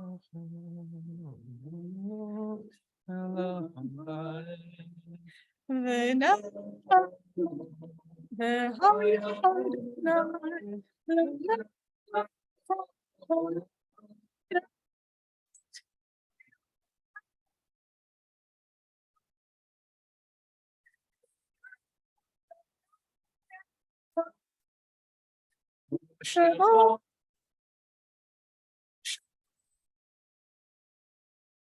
Shalom.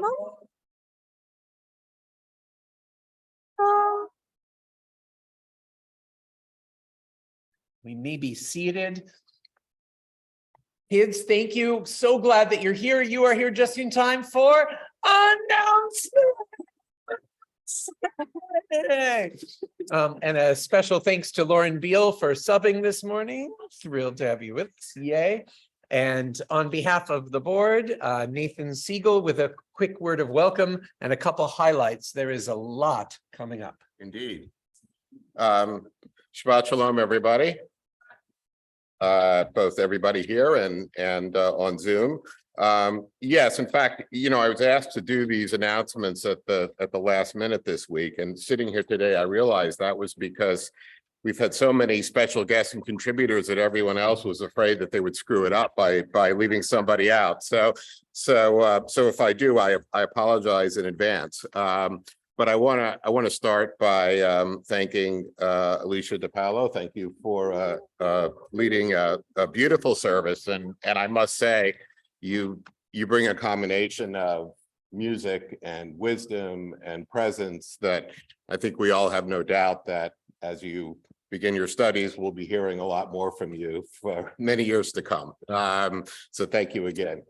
And thanks also to Yael Shachar for bringing us the perspective and understanding of the refugee crisis or the refugee policy in America, both in the past and today. And also on that note, at 12:45 after the ONEG, we will be having a special program back here with two guests, both Afghan refugees and advocates, Elias Nawandich, who is the online editor of a Kabul-based daily newspaper, and Lukman Safai, who's a former official with USAID and the Afghan government, who will be bringing their perspective on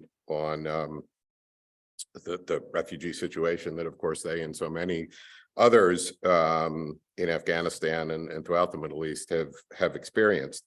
And finally, as a sometime, there are of course many people always to thank for any service, but as a sometimes Torah laner myself, I want to take the privilege to thank our two Torah readers today, who I must say really went above and beyond the usual call of duty. Abigail, first, you may be relatively new to reading Torah, but you could have fooled all of us, both because you not only did you chant beautifully, but you did double duty. You took two parshiot. So thank you for that, and thank you for Pam for beautifully chanting one of the longest aliyot that we read every year. So thank you especially for that. As Rabbi Friend mentioned, that there are many things coming up, and I won't go through all of them. Please read Hashavua. I'll just mention a couple. One is tomorrow, Tu B'Shvat being this week, there is a virtual community Seder at 2:00 with all the Reconstructionist congregations in the area.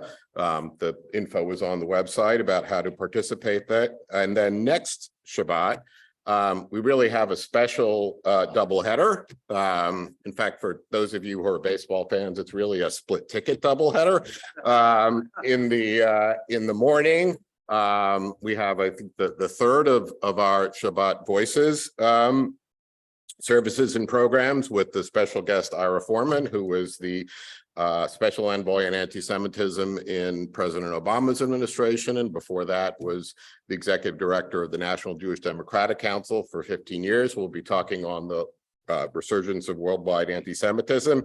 And then in the evening, please come back for a special concert with Havdalah, followed by a concert with Trio Sephardi, including Susan Gaeta, who we have all had the pleasure of seeing and hearing so many times from this bima. There will also be a movie night for kids, so you can bring your kids. And should be really a beautiful and special time. And finally, want to encourage everybody to, if you have not signed up for the Oneg this spring, please do. I know we'll all enjoy the Oneg after services. And thank you to Shelley.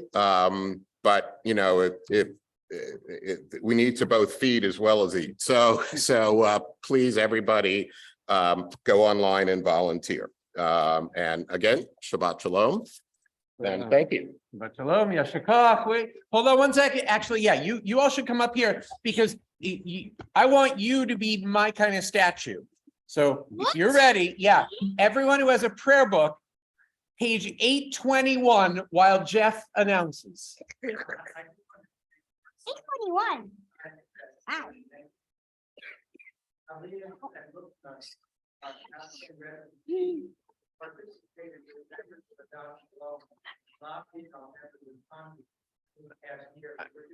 I'm going to translate into here that Elias and Lukman, the Afghan activists and refugees, have actually been involved with a number of Adat Shalomers in lobbying and advocacy work. And this is their first opportunity to time with us, sharing their stories of members of their community. And it happens to be this week, I have launched their campaign, which all of you can participate in. There's a letter online in the name of Adoption Law that will reach Jamie Rapp and the other members represent us. And so Hayas's letter is out this week, and we want our names on it. Adat Shalom already has standing authorization to do so, so we can say now the synagogue is signing, and you all should go to hayas.org.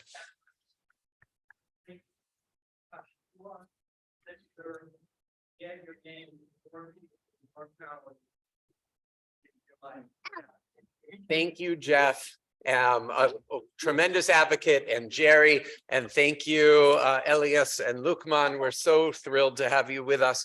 So much to look forward to. Page 821, the reason that I put it there, this is the Shabbat we're talking about, refugees, of people who should get to come here because they deserve the same opportunity that we and our ancestors had. So if I go like this, what do I remind you of? The Statue of Liberty.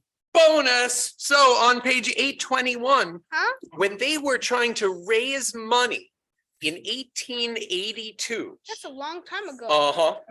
to put up a big pedestal so that this big statue coming from France could come over. And people weren't really thinking of it. They hadn't seen it yet. It wasn't there. But Emma Lazarus, an amazing Sephardic Jewish woman in New York, wrote the poem on page 821. And I'm going to do a dramatic reading of the opening, which is really hard to understand, but then we're going to all say together with feeling Why is it the dramatic? part that we all know. Well, you'll hear. Ready? 821. Not like the brazen giant of Greek fame, with conquering limbs astride from land to land. Here at our sea-washed sunset gates shall stand a mighty woman with a torch, whose flame is the imprisoned lightning, and her name, Mother of Exiles. From her beacon hand glows worldwide welcome. Her mild eyes command the air-bridged harbor that twin cities frame. Keep ancient lands your storied pomp, cries she with silent lips. Give me your mired, your poor, your huddled masses yearning to breathe free. The wretched refuse of your teeming shore sends these, the homeless, tempest-tossed to me. I lift my lamp beside the golden door. So may it be. So happy Refugee Shabbat. Make a difference for everyone in the world. And happy, what does this say? Lulu, what does that say? Happy, what's this holiday? Tu Shabbat. Happy Tu B'Shvat, make a difference for the trees and for the earth. Page 465. Yeah, you said. Page 465, we rise as we are able. Okay. All right, Alicia, you want to? I'm the new rabbi. Okay. One, he could pass, by the way. But you know what? Alicia is going to study to be a rabbi starting this fall. So we're going to give her the cup and the microphones for Vishamru. One last song, 465.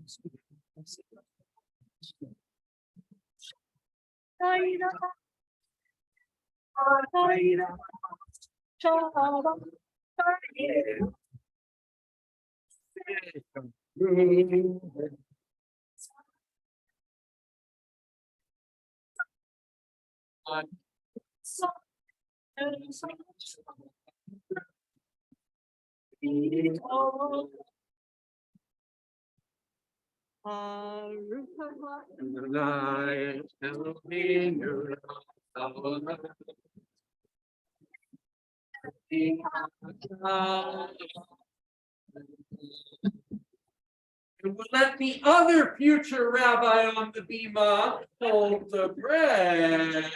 Ben Paul.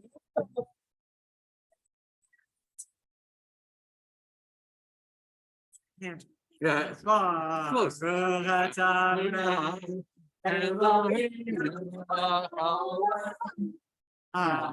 See what can be done. Oh,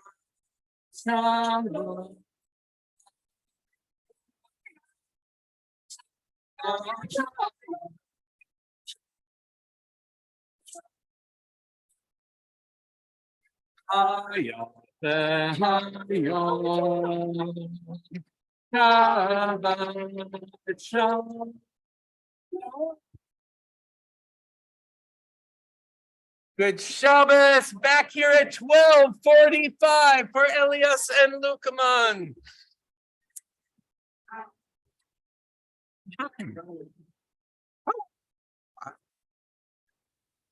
Oh.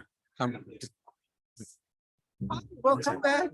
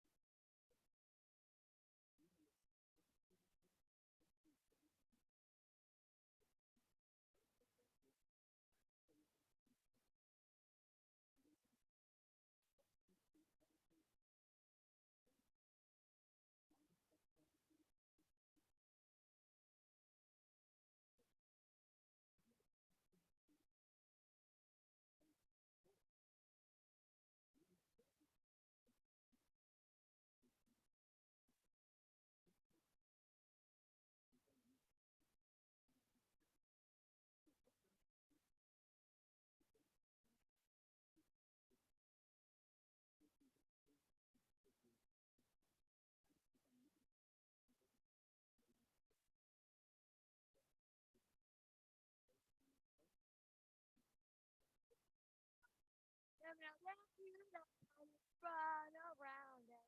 Desert, yeah. Desert, you fall from the circle. That's hurt you.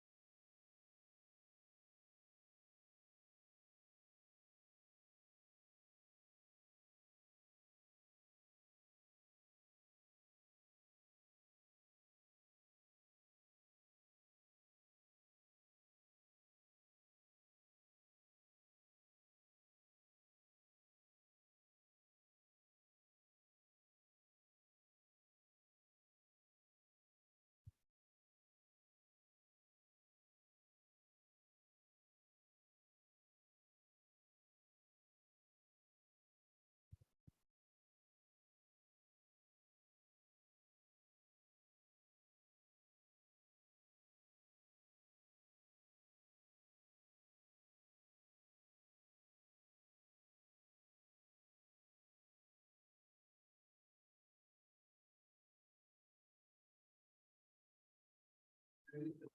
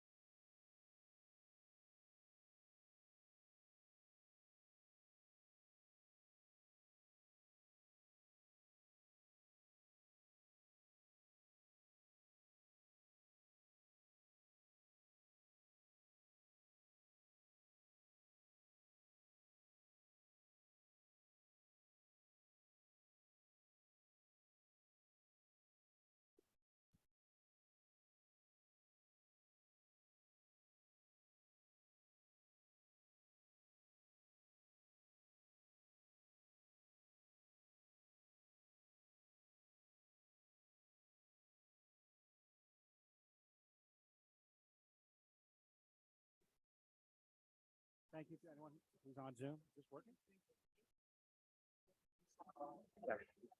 I'll just start again. Whoa. Thank you all for coming, and those who are on Zoom, thank you for tuning in. We're very pleased to welcome some guests today. Sitting right here to my left is is Elias, and I'll let him introduce himself. And another gentleman, Lukman Safai, should be coming shortly. He was at actually another event where he's talking about his experiences. He's a very busy guy, so he'll be here soon. But we have an opportunity to hear from two Afghans who have come here to the United States, and we want this to become informal. So Elias can talk about just his experience, how things are going for him here, really whatever you want to talk about and here, and let's have a conversation. So feel free to ask questions or comments or whatever, because we want to learn from each other, I think, here. So I guess without any further delay, let me just hand it over to Elias, and it's all yours. Thank you. Thank you for having me. My English is not good, so I hope I can. Yeah, it is good now. I'm Elias Nawandish, so I'm a journalist with 8 years experience. I was working for Itlatrus newspaper in Afghanistan. A independent newspaper was funded by a US NGO called the National Endowment for Democracy and some other international organization who support free media across the world. Speak a little louder. Okay. Projector. Okay. Maybe. Okay. Yeah, and then in the newspaper, we were working for the main focus for me was covering corruption cases in the government, and the US and international funds comes to Afghanistan, and I was looking for that, so that how the Afghan government is using those funds and where they are paying for that. At the same time, so we were covering human rights and especially the women rights in the newspaper. The other thing was that we were covering youth activities and some political activities in the country. So basically, the newspaper which I'm working for, known in Afghanistan by anti-corruption activities. So Itlatrus won anti-corruption award from Transparency International in 2020. So when the collapse happened, so one of the Itlatrus donors, the NED, which stands for the National Endowment for Democracy, it's a non-profit US organization. They evacuated my colleagues and I to first Albania and then from Albania to the United States. So I'm here with my wife and my 8-month son. He was born here in the US in May. So, but I arrived in June 1st. So I was on the way to the US when he was born in the hospital. So should I? Yeah. Yes.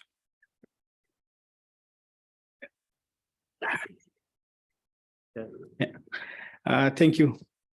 My name is Lokman Safai, and I'm also one of the refugees here. I came here like June 2021, like 2 months before the Americans handed over the power to Taliban. And I'm here in Silver Spring. I'm supporting Afghan community, like it's more than 150 families. I'm volunteer for them and I'm a social worker for them. So I'm supporting them in different ways, like contacting to the donors, contacting to different agencies to support them, like in any field, like in food items and legal issues and finding places, peoples, and the right resources. So I will share my stories because I know deeply the families and their issues and their problems. So after mass evacuation of the people, a lot of people arrived to the US, and there was no proper way how to resettle them and keep them in the society. So many people, they are here and they have a lot of problems. So I will share some of them with you.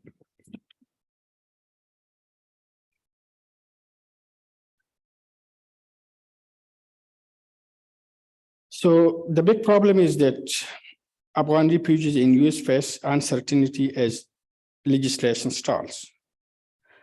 So when they arrived here, they have been issued like a temporary visa and a temporary work authorization card, and they're like going to be expired soon.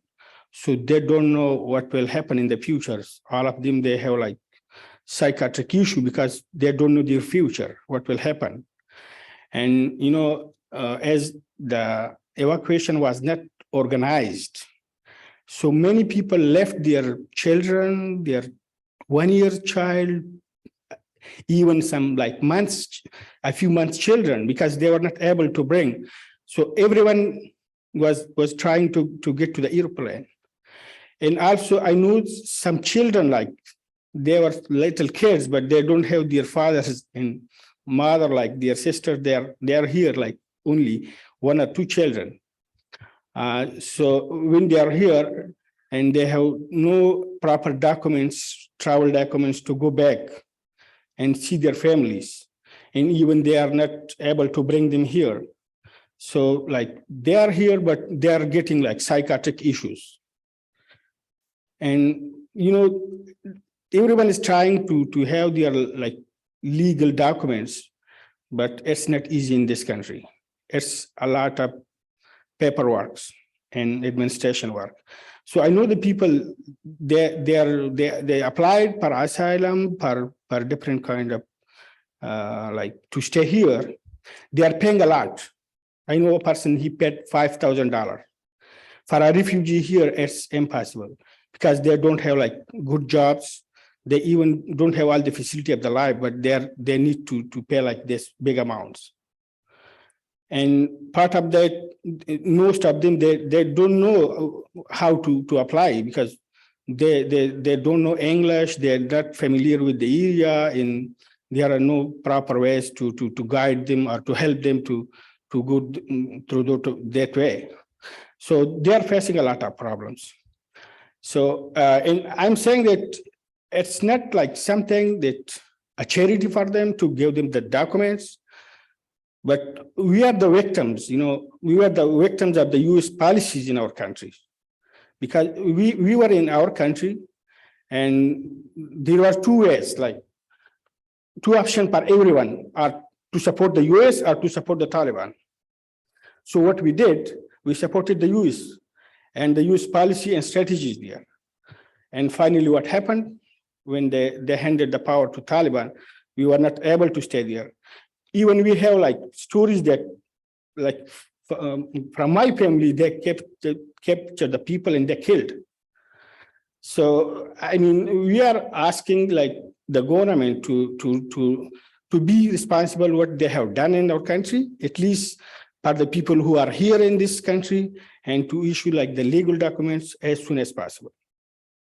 So I'm sure this is the right of those who already arrived, and they need to bring their families, even because they cannot stay there. Like in my case, my son is still there, and he's hiding in a house, you know, and his wife and his little son. So yeah, so we are asking like to have some pathway to bring all the families and to issue like the legal documents to work here and to stay in this community until we have like our country safe and able to be lived here. Sure, go ahead. Is there even a process that you're aware of to make it happen? Is there, I mean, even if it's a bad process, is there a process? Yeah, there is a process, like as I said, the people, they are going to apply for the asylum, and they're paying like a lot of money, and this process takes like years. But you know, the people, they are saying that what will happen if our current document is expired and the new document we don't have in our hands, so what will happen? Like, will the US government like deport us back to our country? So this is something that no one knows about in the future, what will happen to us.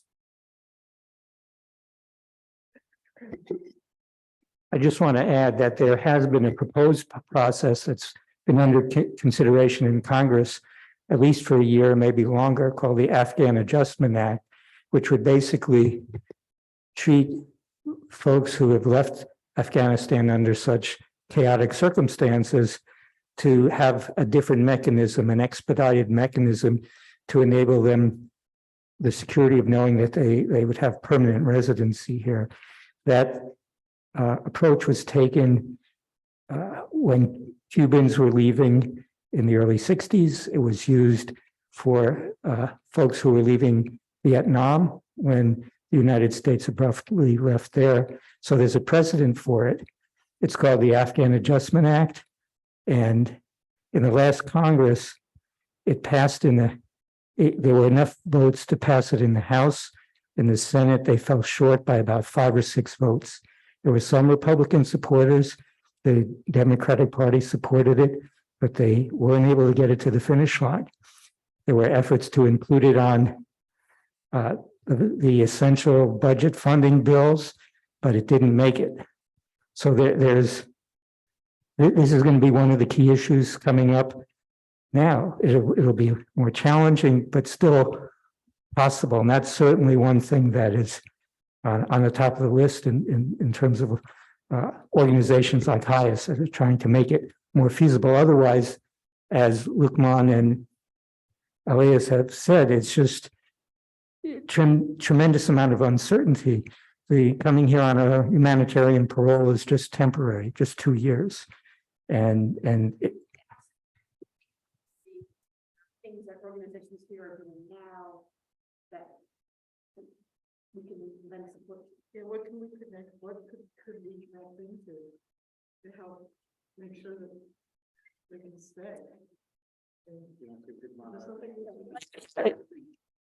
Changing the law for you two right now, what would be helpful in the next 3 months, 6 months?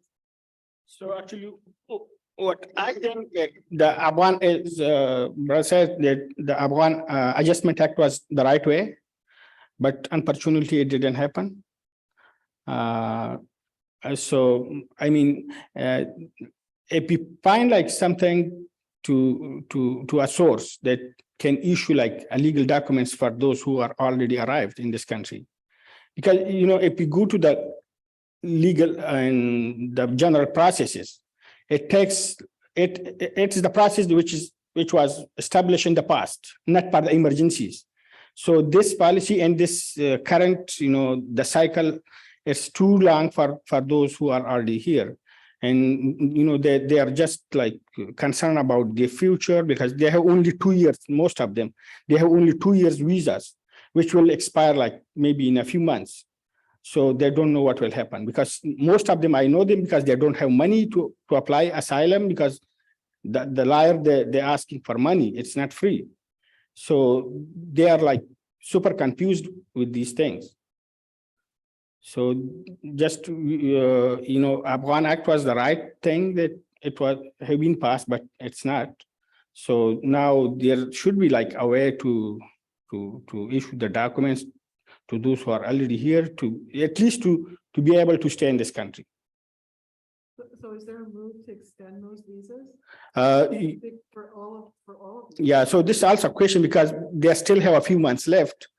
And we will see like what will happen up at the end of this period because most of them it will be expired maybe in 6 months. So there's no formal process for extending? Yeah, so this is why we are thinking about that. What should be the process next? So what we need are funds to have professionals either or volunteer lawyers or volunteer people who learn to help them. So actually the best way is to have like a shortcut way for them. Shortcut way. Yeah. Yeah, legislation. You know, so in this case, we will save the time and everything, all the resources will be saved because the current procedure and cycle is very long and it takes like, if you have a liar and we apply for that, still it takes years. And without documents, I know the people because one of the person in my community, his son was died in Pakistan. He had a cancer, and he tried his best to at least to go to Pakistan and visit his son, but he has no documents. He couldn't do that.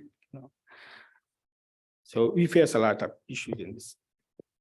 Have you found any lawyers who are willing to do some pro bono work? Because I know once an immigrant gets applies for asylum, then they can stay as long as it takes for them to be interviewed.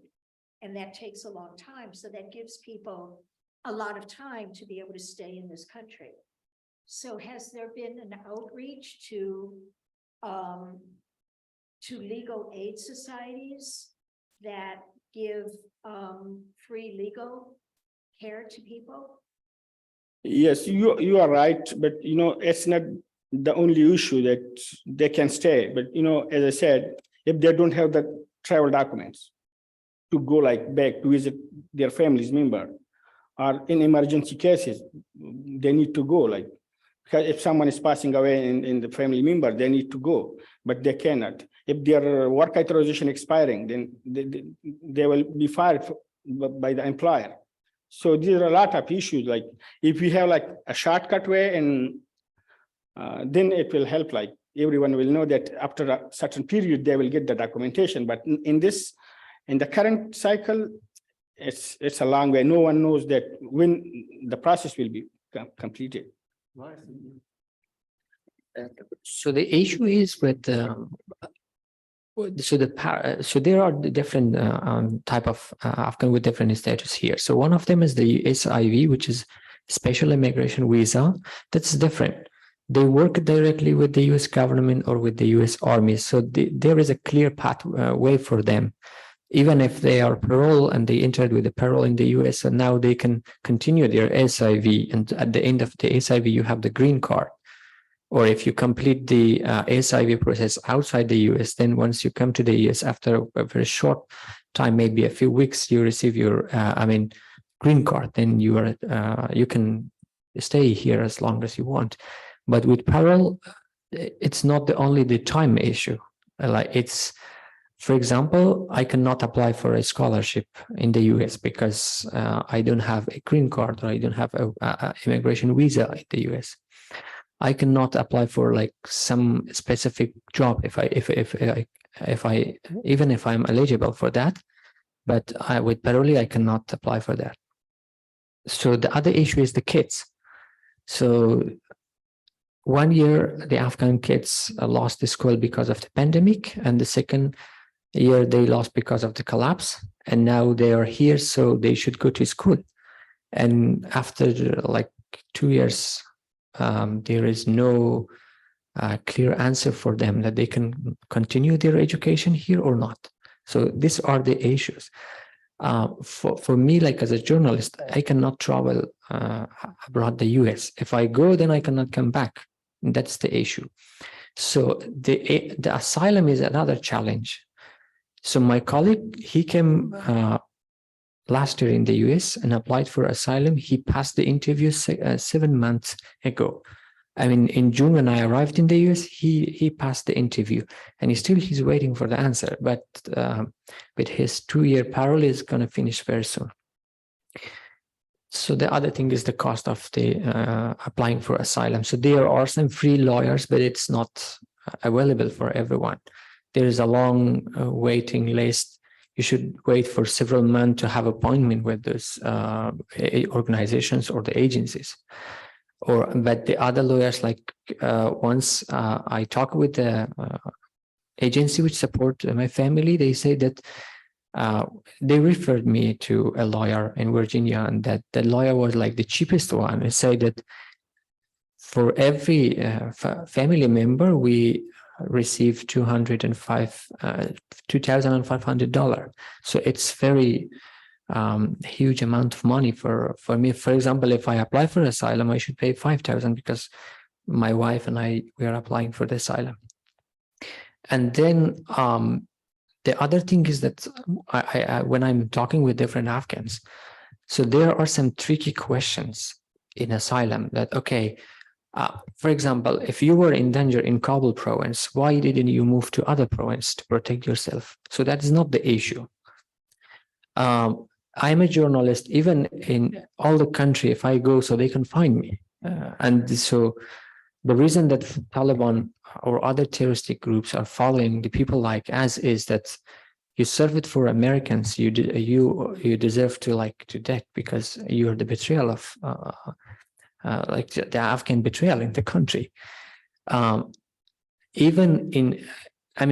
are very active in Twitter.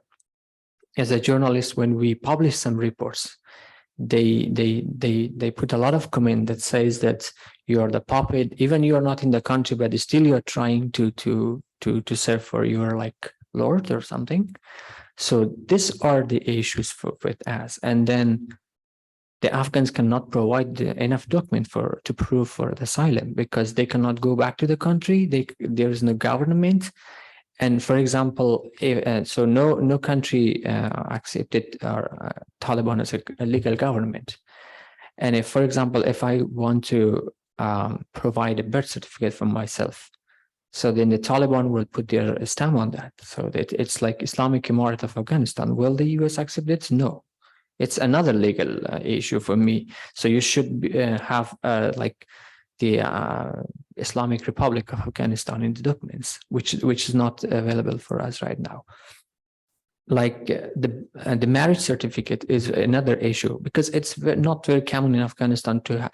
They go like in a mosque, they go like in other I mean cultural organization, and they like say, okay, some one announced that they are married together, but they don't have like official document from government, and now they cannot go back to the country and provide that. So if you apply for asylum, you should provide all these documents. There is a huge list of documents that you should provide all of them, and if not, then it's not completed application. So these are the challenges. So the Afghan Adjustment Act was the solution for that then you can directly apply for green card or permanent resident here in the United States.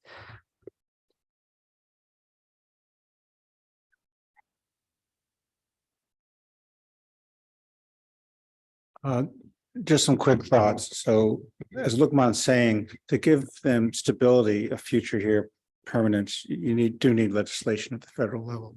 And that may be difficult, although I'm an optimist in one point. A lot of these Afghans did work for us. They helped us.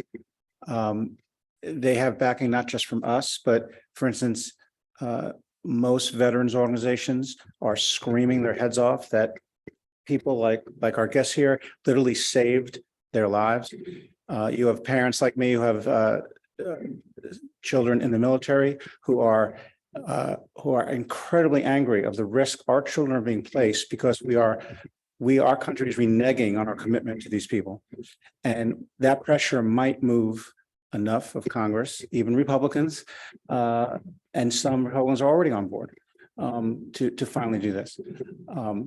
Absent that, there are some local things one might try to do temporarily and also executive things. So the president does have some authorities in terms of statuses, extensions, giving temporary protected status, for instance, is another possibility.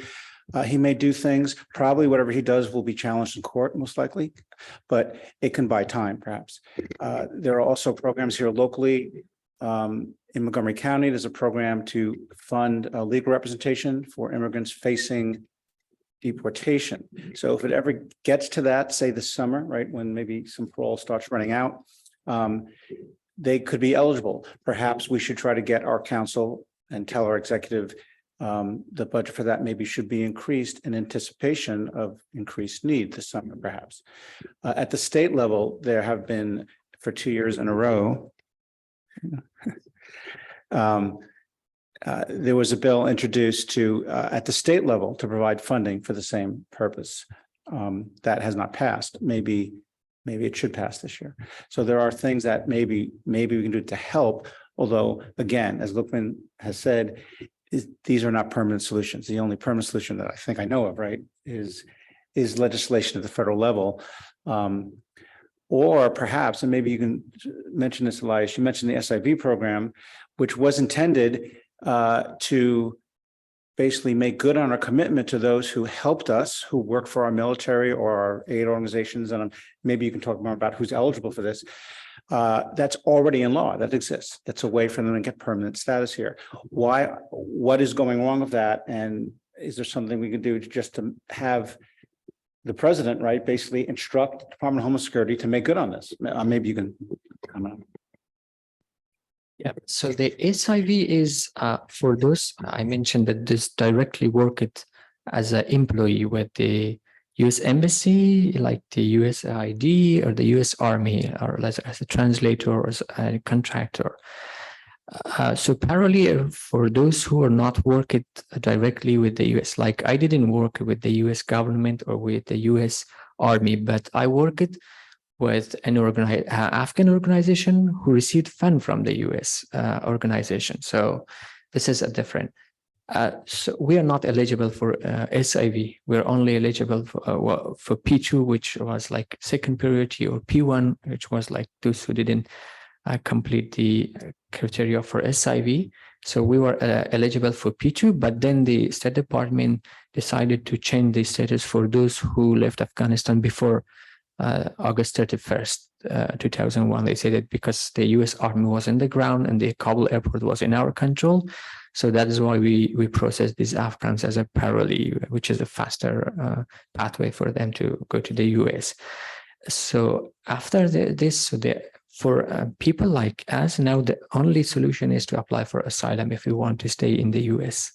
So we cannot go back definitely in the country, because that if we could, so then we were not leaving the country. So especially the journalists, the civil society activists, they didn't work directly with the US or with the US allies, I mean like NATO countries, but they received funds from the US, from the other countries like European countries, and they worked for the US goal, the US values, the international community values. Like every time Taliban were publicly announcing that the media is the language of our enemy in the country, and they are spreading their speech. So if we like, they killed many journalists, and they last year they arrested 5 of my colleagues, and then they tortured 2 of them. You have seen the pictures on CNN and New York Times and other media outlets. So the only reason for them was like why you covered the women protest in the street. So the women were asking for work and for education, and then there was a group of journalists who were just filming to cover the protest, and then they arrest all of the journalists. Like just 1 week ago, one of the university professor, Lokman may know him. His name was Mashal. He criticized on Taliban, and he was distributing only book in the street for people, and say that the women are not allowed, or the girls are not allowed to go to universities and schools. So I'm going to distribute free books to them. And then Taliban arrested them yesterday and say that because he's working against the government. So for people like us, this is the issue, that we cannot go back to the country. And if we apply for asylum, so we don't know for how long we will be like in an uncertain status here.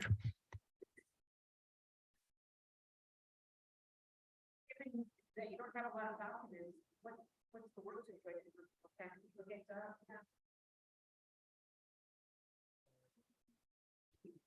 So after the collapse, I think the Biden administration, they did some change in the humanitarian parole, and they put a word, say that Afghan humanitarian parole.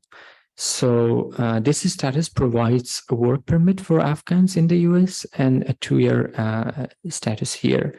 And there was some other social benefits like SNAP, like Medicaid to support Afghan families here. But once you find a job and then you report your job to the government, then they cut the benefits. Maybe I can live with the salary which I receive. I can support my family here. I can pay all the cost. But there are many Afghans, they cannot do it, because the first thing is like they completely switched their life from a life in a backward country like Afghanistan, in a society like the US. It's a huge change, so they cannot adjust their self with the money which they find here. And like for me, it happened. I do not need that, but because I have enough salary. But if I put myself instead of other Afghans, so when I reported my work to the government, they say that now you're not eligible for SNAP because you received this amount of money. It is over the amount. But then they do not care about it. Okay, how much you pay for the cost of the rent of your apartment, for like the daily needs, for food, for other things. They don't care about it. They just say that, okay, you're over the limit of this amount of money because you receive like this amount of money. So most of the Afghans cannot handle their life here with this, I mean, small amount of money which they receive. Or if they lose the Medicare, then they cannot have like insurance. So that's another challenge for them here.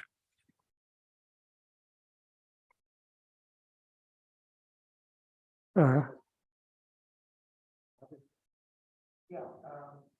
much of what you talked about, political, legal issues that need to resolve way up here beyond what you're capable of helping and things. But what are some of the local needs that you mentioned food, for example? Of your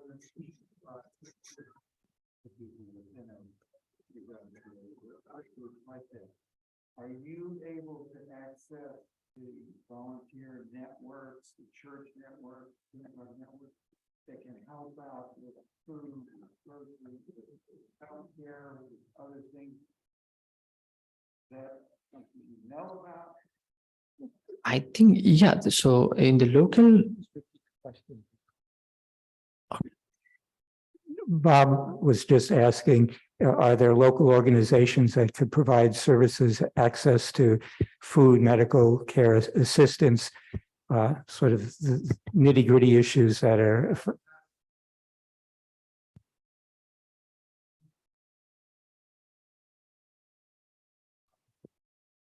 yeah. Are the Afghanis aware of local resources that might be able to be available to them to help them get through their lives? it depends on the agencies who support the families. And then it depends maybe on the caseworkers. When I arrived in the US, so the Lutheran Social Service, they accepted my case. And so they were supposed to support my family. I mean, legally, they should support a family between 30 to 90 days. And during this day, they should find a house, provide like furniture, a job, and the other documents that they need. And then they should teach them how to find a grocery, how to use like the public transport and other things, how to go to hospital, some other things, schools, yeah. And then for me, like the KindWorks helped me to, and they provided the furniture. But maybe there are some other families, maybe Lokman knows better, that they don't know that where this source are. Like I was, maybe because I was in contact with many Americans back in the country, so maybe they showed me, maybe the LSS helped me, and then I was in contact with KindWorks and I was in communication. But there are some families that they don't know the language, they don't know these local sources. And I know that some, like one family was in Virginia, they were with me in Albania, and they called me that there was a community and they accepted to support us here. But after 1 month, they say that this is the only thing that we could do for you. So now you are by your own. So it was very hard for them. So 1 month was very short time for them. Yeah. As I'm supporting the community, so I know many resources who distribute the foods, like the food bank and Islamic Relief. And there are also some other Islamic societies there bringing their food items. And then I have a group message, like group up, the community group, which has like more than 100 people. And then I text them that please come and take the food. But, it's not the only issue that the food, the main issue for them is like the rent, the high rent, it's very high. For even I'm working, I'm an accountant, but I'm paying like more than 2,000. So at least one person need to work and pay only the rent. So it's a big issue. And for the newcomers, as they start from the zero, so they need everything. Like the other main issue, like in this country, if you don't have a car or a vehicle, you are nothing, you cannot do anything, even you cannot go to the shop. So the new, like the refugees, they need to have a car, and they need to find money for that. So I know the people like in my community, they are here like for months. And today I will say that today there was another event in the Eswa Masjid, and the Montgomery County people, they were coming here. There was a job fair as well, and there were like food items they were distributing. But I know the people, they were calling me, please take us to the masjid. So I had 2 vehicles, and then I gave them a ride. And they don't have like vehicles after passing like months here. So it's all about that they cannot buy it. And they need like every item because they start from the zero and it need money. And even they cannot find a good job to have like a good salary for them, because they have many issues with the languages and other, they're different countries. So they need time to have like good jobs and good enough income to continue their life.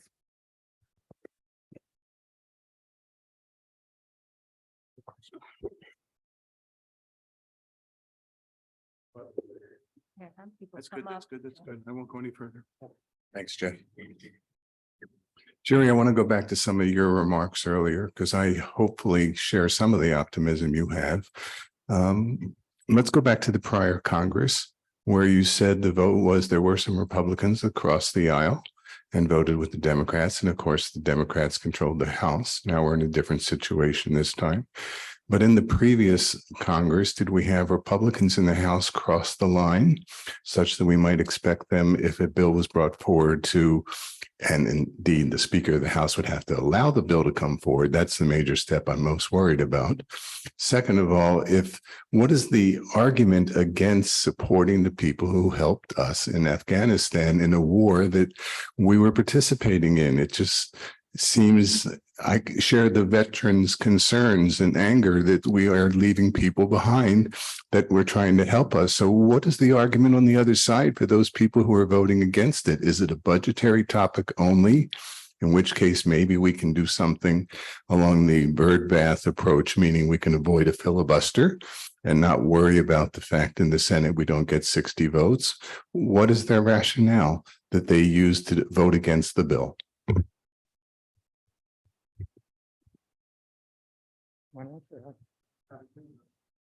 Just one thing I would say is there was bipartisan support in the House. I can't tell you how many Republicans, but there was. And in the Senate, say there wasn't enough, but there was some. I think that part of the argument that has been raised is one of, again, the conundrum about not having documentation, the fear of not being able to vet people.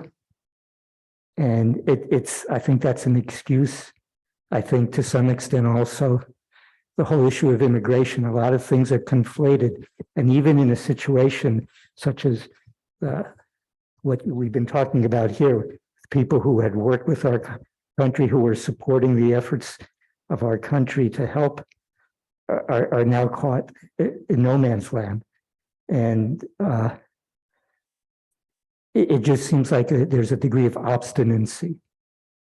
And it's political calculations about solving problems that have to do with immigration. That's sort of a personal assessment, but I think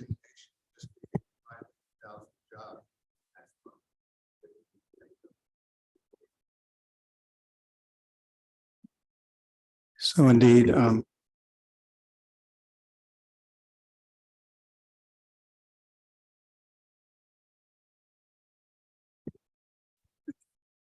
thank you, Elias. Senator Charles Grassley, who is a powerful ranking and now still in the minority in the Senate, but his stated reason for opposing the act was indeed the fear that we're not checking well enough, right? That a fast track is dangerous. It's a national security issue, right? That was his stated reason. I cannot tell you if that's his real reason or not. I don't know. There is a political reason, at least in the past, the Republicans wanted to keep this a crisis, the collapse of Afghanistan, the chaos of the withdrawal. It's good for them politically if that stays chaotic. That may not be true in the future because they have things like inflation and other things to deal with, although, who knows? That may be part of it as well. And I'm optimistic, but I must admit, I am confused. A lot of normally very military supporting senators, some were veterans have reported that they cannot convince them, even though one would not even see a veterans. I mean, I thought, when would a conservative military supporting refuse to see a veteran? And yet, so I'm not sure what's really going on there. But indeed, there were several who crossed, right, and others who would talk to the veterans, right, and hear that we need to make good. And so, and maybe the political calculus will change, right? Maybe how long can you use Afghanistan against Biden? I don't know. Maybe they'll try it forever, or maybe there'll be a new thing, right? The border, for instance, is what they'll do, and they'll forget about Afghanistan and be willing to help these people. That's where my optimism comes from. It's kind of a weird optimism, but that's where it comes from. So. Just one other thing I wanted to add in terms of what we can do and how we try to confront our representatives writ large. I'm happy to say that those, Jamie Raskin, David Trone, Ben Cardin, Chris Van Hollen, when we met with them this past year, or their members of their staff, they were all quite supportive, even expressing their appreciation for us to raise the issue and get it that much more on their attention, frankly. One of the things that, practically speaking, as you say, we have to convince others in addition to them, and we are their constituents. Something to think about is people in your network, whether it's friends, relatives who live in other jurisdictions, talk to them, get them to talk to their representatives. As I said, most of the Democrats are indeed supportive, but those who have Republican representatives, they need to hear that this matters, that it's an ethical issue, it's a morality, just basic fairness, the treating our partners with respect and the care that they need. So, I mean, I appreciate all of you who've come here and have listened to these stories, and it's partly to motivate you folks to lift up your voices and spread the word among the people to help make a difference. Because as we said, there are things that can be done to some extent to temporize and to provide a degree of support, but that's no way going to solve the problem. This is a legislative, we need a policy change and have to, build a coalition of support. And it certainly, I still encourage you when we circulate information about putting your name on the line when we get in touch with our representatives, because that will impress them to maybe reach across, through the relationships that they have in Congress to help get things done. So we just need to lift up this issue that much more. Particularly, there are many problems, as we well know, with immigrants, migrants coming to the country. The Afghan story is so clear cut. And there is bipartisan support. We're getting closer, but we need to push to get it done. And time is running out for many of these folks. So heed this.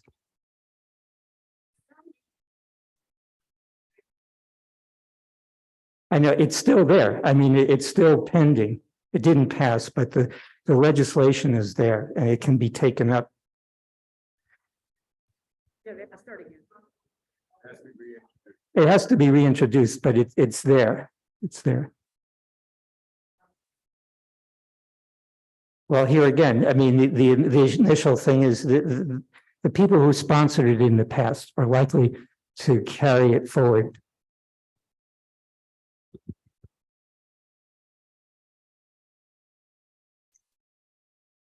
Well, I'd like to say I'm optimistic, but when you were saying, Kevin, The thing is, the people in Congress who vote against helping immigrants are the same people who want to cut food stamps.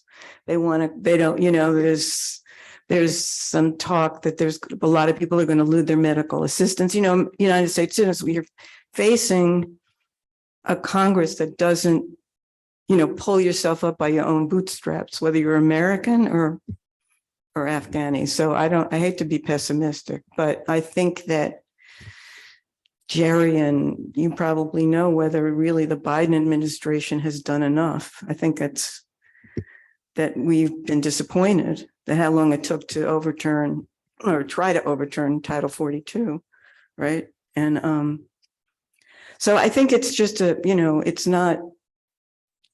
it's just the mentality, in this country that we have to overcome on all fronts. I apologize for coming in late. My question had to do with all the Afghans who are on parole and just what happened. Realistically, I find it hard to believe there will be a bill that would happen between now and when this 75,000, 100,000 people end the parole period. What will happen? What literally will happen? Thank you.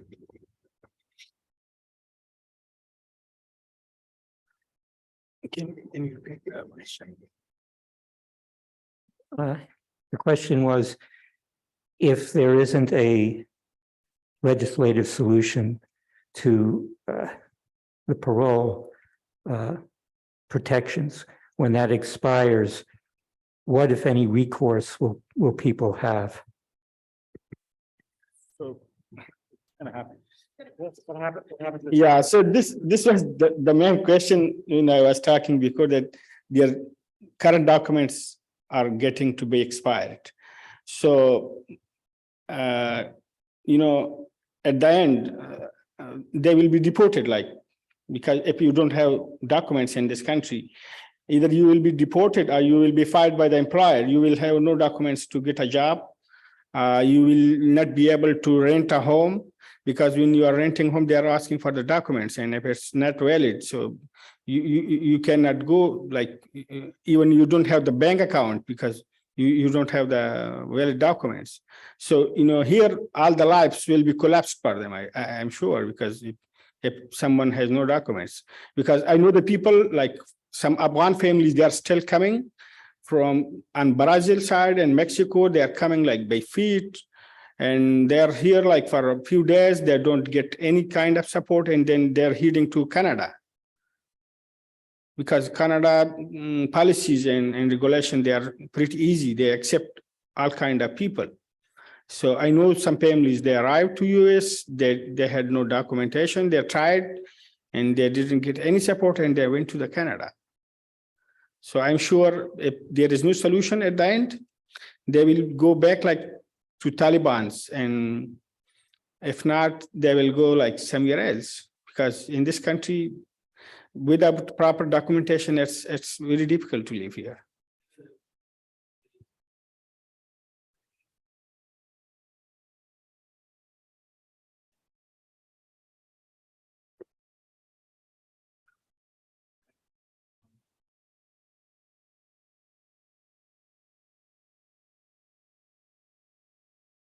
Is it under our government, does anyone know, that can be an executive order, something the president can do after, or does he need congressional support to extend the leader? What I heard is officially you can apply for extension, if it comes to the end, then you can apply for another 2 year. But the question is that you should prove that you're in danger and you need 2 more years to stay here. So then maybe I don't know, the USCIS or State Department, they will make a decision that should give you another 2 year permanent status here or not. So that's the question. The same thing with the asylum. So I was talking with one of the army members. He's I think in Texas or somewhere, and he was saying that in the asylum process, they say that you might kill someone in Afghanistan as a soldier. And I say that, okay, if I killed, he might be like the Taliban, he was a terrorist. And the same thing happened, like I was shoulder by shoulder with American troops. If an American soldier killed a person, I killed that person too. So we are in the same position. Why the behavior is different? So, and if you kill someone, then the asylum says that, okay, you are not eligible for asylum here because you broke the law. It's not like a terrorist. Maybe this is something maybe happened for the people. So the same thing maybe with the humanitarian parole. They say that, okay, you were in danger and now the situation is changed in the country. So there's no need to extend your visa here for 2 more years. So politically, from Afghan perspective is that there are many reasons of the collapse, maybe some entire reasons, but the main reason is that the Trump administration signed a peace deal with Taliban, and then he provided a pathway for them to come to power. So there might be a lot of reason entirely. So from my perspective, the corruption in the Afghan government was one of the main reason for the collapse, because the government was, I cannot imagine how corrupt it was, from president to minister, from like the low level of the government. So then the Trump made a peace deal with Taliban, and then the Biden administration continued that deal. So if politically we say both parties in the United States are kind of connected to the collapse, and I think so the Afghans who are in the United States now, they are paying for what they did with the Americans for the American purpose in the country. So they shouldn't pay for, let's say, some political conflict inside the country or related to Afghanistan. So, like, if the Biden administration can evacuate 100,000 Afghan during a few weeks, I'm sure they can pass a bill like to give us a permanent resident or like a green card here in the United States, because they already checked the Afghans. I mean, when they stayed for 2 years in the United States, so I'm sure they tracked everyone that what they did in the United States. So there shouldn't be a security concern about the background, the checkup or whatever, because they already know them, they track them, that what they did. So in the United States, the neighbors know them. So I think this is not, I mean, very strong reason for that.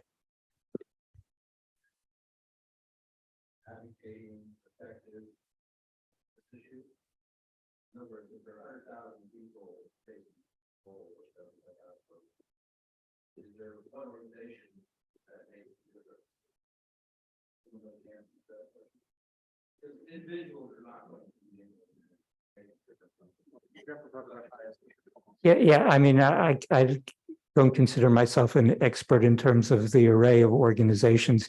I think many of them work together. Frankly, they're trying to accomplish the same goals.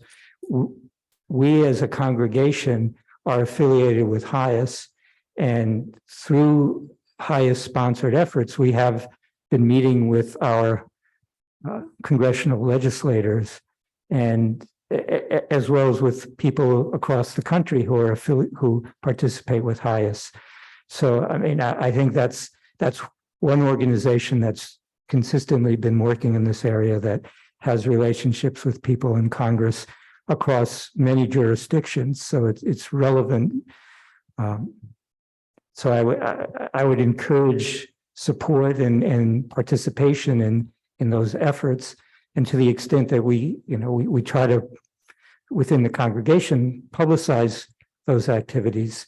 And as I mentioned at the end of the service today, there will be, as a first step for this current congressional session, letters being sent to our representatives that you can sign on as a show of your support, the numbers of constituents who care about this issue.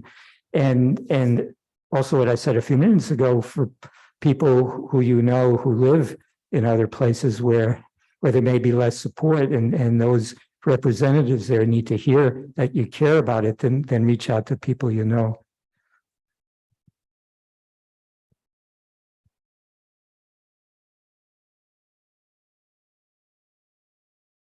I'm gonna share a link both in on HaShavua, our newsletter, and also on the listserv. There is a link, but I can make it easy for you if you just look for that, or send me an email if you don't see it in the next week.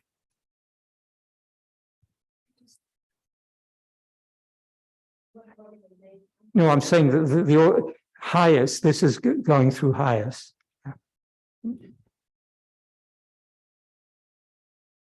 I was just thinking about all the veterans who came back from Afghanistan. And I know that many of them, of course, were very, very thankful for the help that the Afghans gave them in many different ways. And I wonder if the veterans organizations have been tapped to work with Congress. They have?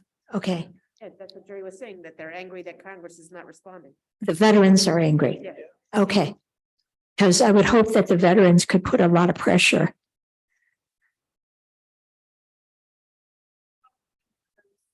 Are veterans of those wars of helping Afghans that are outnumbered.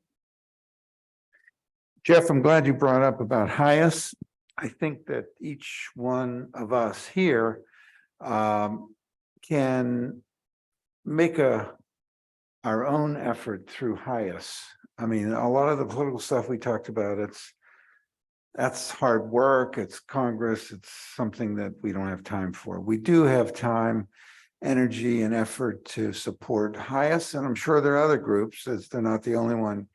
So I would applaud, Jeff, you for bringing that up. I would encourage everybody to consider making a contribution to highest in support of whether Ukraine or here in Afghanistan, the issues that we're involved with. And so I urge and plead with everybody to consider making a small, whatever contribution you can make, no matter how small, is going to be really critical to help us move forward. So Jeff, thanks.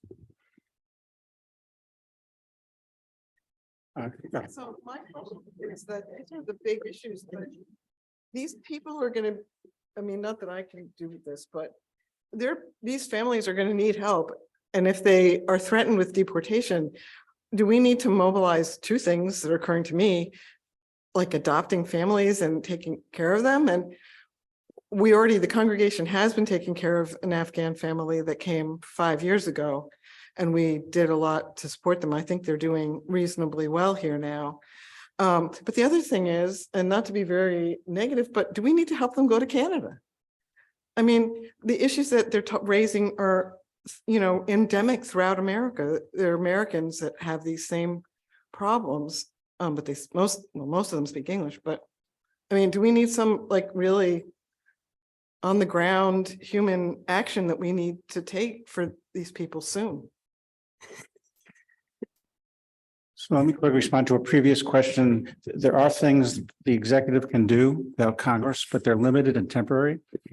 And we have tens of thousands of people from Central America, for instance, living in our county who have been literally, some for decades, been living with temporary status. They're still here, but think of what this does to their lives, right? We should not continue doing it for them, and we should not start doing it with Afghans who are here. That it's just crazy. So yes, there's things he could do, but it's not really the answer, I think. In terms of your question about are Afghans, or will they, or are they looking for sponsorship and or ways to get to Canada? I think I have to hand it over to our guests here to see if they have an answer to that or not. So it's a good question, because when I was in Albania, so there was 300 people with me in one group.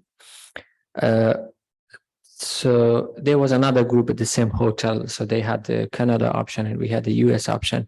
So the people were asking me that can you pass our question to the NED that why we don't have the other option like Canada or European countries. So then the NED talked with the State Department, and then Canada gave it 5,000 seat to the State Department last year. That then the US State Department can refer the P2 to the Canada.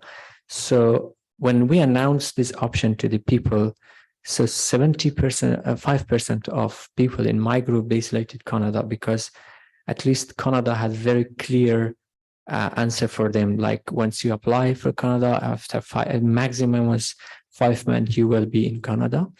Then once you come to Canada, you receive your permanent document, like PR, that you can travel everywhere with that document. Then after like 5 or some specific number was that you can apply for passport. But for the United States, so it was like a kind of, for me at least, it was a kind of gamble that they say that, okay, I'm going to the US, whatever comes, because as a professional, so I cannot find my dreams in Canada. So that's why I'm going to the US. But then there was a question that, so what will be the next step for me? I can tell that there are some Afghan families that they just find for a place to live, to have a peaceful life. So for them, maybe Canada is best option. I mean, the families with lots of kids, we were talking about like at lunchtime. But then it depends on the Afghans. Like I decided to come to US because my dreams are here. So as a journalist, so I had in my mind. And then in Canada, so maybe there will be a peaceful life, comfortable life. I didn't need like to run all the time, but here I should like work hard, like get up early in the morning. But that's what I selected here. So, but maybe there might be some Afghan families who want to go to Canada. But those who come illegally from Brazil or Mexico, I know some Afghans, because once they came to the US, so they can apply for asylum. So then they don't know for how long. So they decided to go to Canada because that's at least clear pathway for them once they can go to Canada. So I know that so many Afghans, they came to Brazil first and then they crossed to the borders to the Canada. Yeah. We registered our organization here in Silver Spring because we already know that the Taliban cannot tolerate us in the country. So the newspaper which I'm working with is the only one of the two newspaper and free media right now that covering Afghanistan independently. And then we are like critical newspaper even in the past. So Itlaat Rose is known by its critical activity in the country. So one of the biggest challenge for the government, for the Republican government, I think it was Itlaat Rose, because our investigative report was always challenged for the government, so the corruption cases. And still, so Taliban several times, like they contacted that you should accept with what we want to publish. And then we decided to register our organization here. Yeah. It's called Itlaat Rose, and we have all, it's in Persian, but we have the English version. It's Kabul now. It's in English. So the focus is that we are trying to tell the Afghan story for the world in English. Kabul now, it's KABULNOW.com.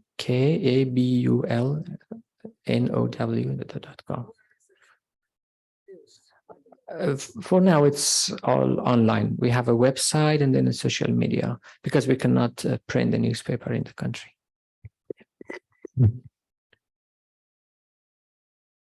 One thing I want to add, like as an information, Taliban, the policy level is different than what is in the ground realities. So Taliban, like they're saying that we accept all the people, they can come back to the country and everything like that. But Mr. Ilyas may have seen that videos. There are many videos that the Taliban commanders, they are interviewing the people, and they are saying that if you are like walking in the way with the foreigners, with Americans, and you shoot them the way that this way is like this and this way, so you will be killed. So it's not only the people who work with the US government, who work with the militaries, but even if you are like, I will say that my brother has a shop. He was making the ice cream and selling to the people. So it was like on the way, and sometimes the military forces was going on that way. So once I was sitting there, and there are many school children, and one American soldier came there, and he gave like $20 to my brother and said, please give the ice cream to the people, to the kids. And now there are some people, because at that time those people were there, and now they are in Taliban. So they asked my brother that, oh, you know, I have seen you were selling ice cream to the American people. You know, so it's totally different to what is in the policy level and what's in the ground reality. So everyone like who has supported in any kind of like in any field, so they're not feeling safe at that country. Yeah. So if someone wants the evidence, so they can go to the ground realities, like what's happening there. So there is no need for the documentation to show that our life is in threat. Yeah, it is true, but are there more questions? Sure. Yeah, I just want to say, I know we're talking about these bigger issues, and I think some of us are feeling very frustrated about what we individually can do to help.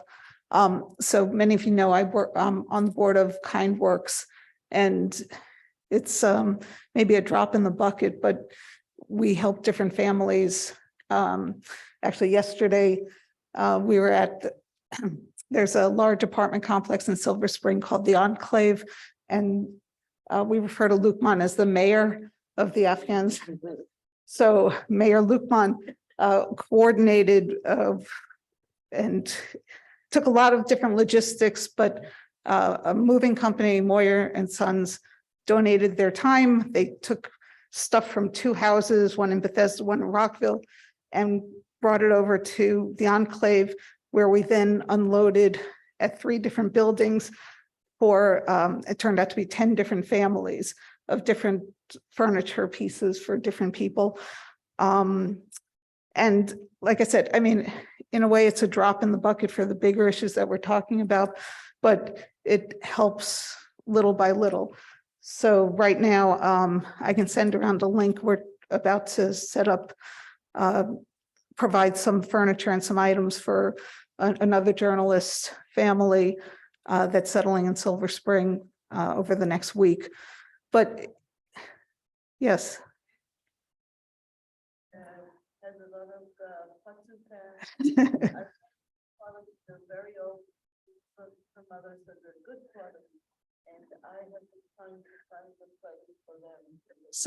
So Kind Works, we don't have a physical facility to keep this stuff. There's a couple of other organizations, one called Homes Not Borders, which is set up so many houses and homes for Afghans and others, and they'll take those kinds of items. I'm going to send around an email with that information. And Homes Not Borders, and also Solutions and Hometown Connections. Those are some organizations that provide not only career support, but also asylum and assistance for some of these other services that we're talking about. Yeah, I'll do that. So these are just little things, and of course, HIAS and Lutheran Social Services, and there's so many organizations that are helping individual families But it's still creating so much frustration for so many people. So I just wanted to point that out. I'm Cheryl Israel Block. Israel, you guys have heard me. Were there any other questions before we actually close out? This will be 2. Okay, I just want to say a couple things and then give the last word to our guests. I will be sending out a listserv and other ways, various ways to help in many different ways. So as Cheryl was talking about, there's what Congress is doing directly. There are also sign up sheets where you can sign up to provide certain materials like potentially pots and pans or different types of furniture or houseware things. We're thinking of setting up a more regular process to do that, where perhaps we at Adat Shalom or a group would agree to set up an entire home on your own. That's a bigger job. But there are also the lower level where you just sign up to provide just one of many items, for instance, and all that will come. And I know KindWorks is part of that process as well, but there are other groups that we're working with. I think I mentioned on the BEMA, we're doing local advocacy. So at county level, as well as state level, to have policies that better support immigrants, including our Afghan friends here and their community. And if that's the type of thing you like, get involved at the federal level. Jeff and Bob have mentioned that. I will just repeat that although our senators and congressmen are supportive, clearly, it always helps to make them know that we really care and that they really, for instance, in the Senate, really should tell Senator Schumer that this should come to a vote, that they really want it, not just that they support it, but it's important to them. That can make a difference. The House is a tougher one. I don't have any answers there, but again, maybe, right? Because there are Republicans there who believe in helping the Afghans. And I don't know who Kevin McCarthy listens to, and I'll never know, but maybe, who knows, right? So we can just do our best while we're doing these things at the other levels and also helping directly, like Cheryl was talking about, or others with pots and pans or such, or even sponsorships if need be.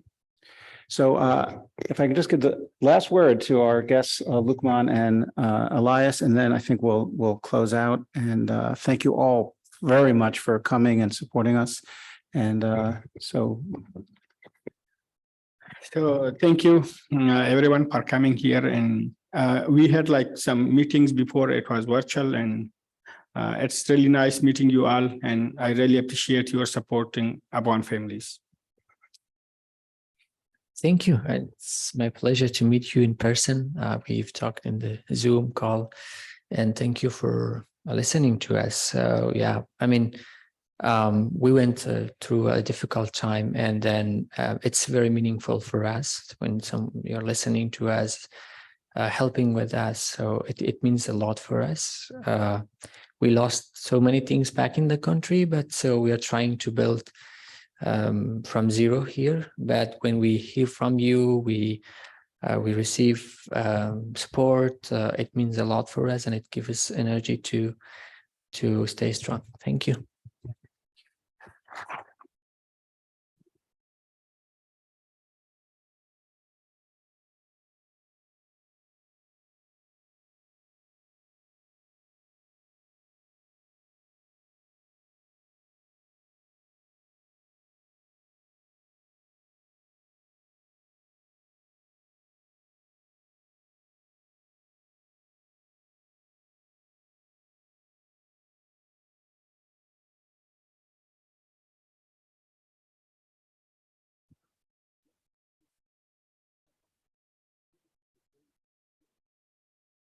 Because that's what they care about. They care about their constituents. Reach out to them. They won't even talk to you if you're not in there. I can find out.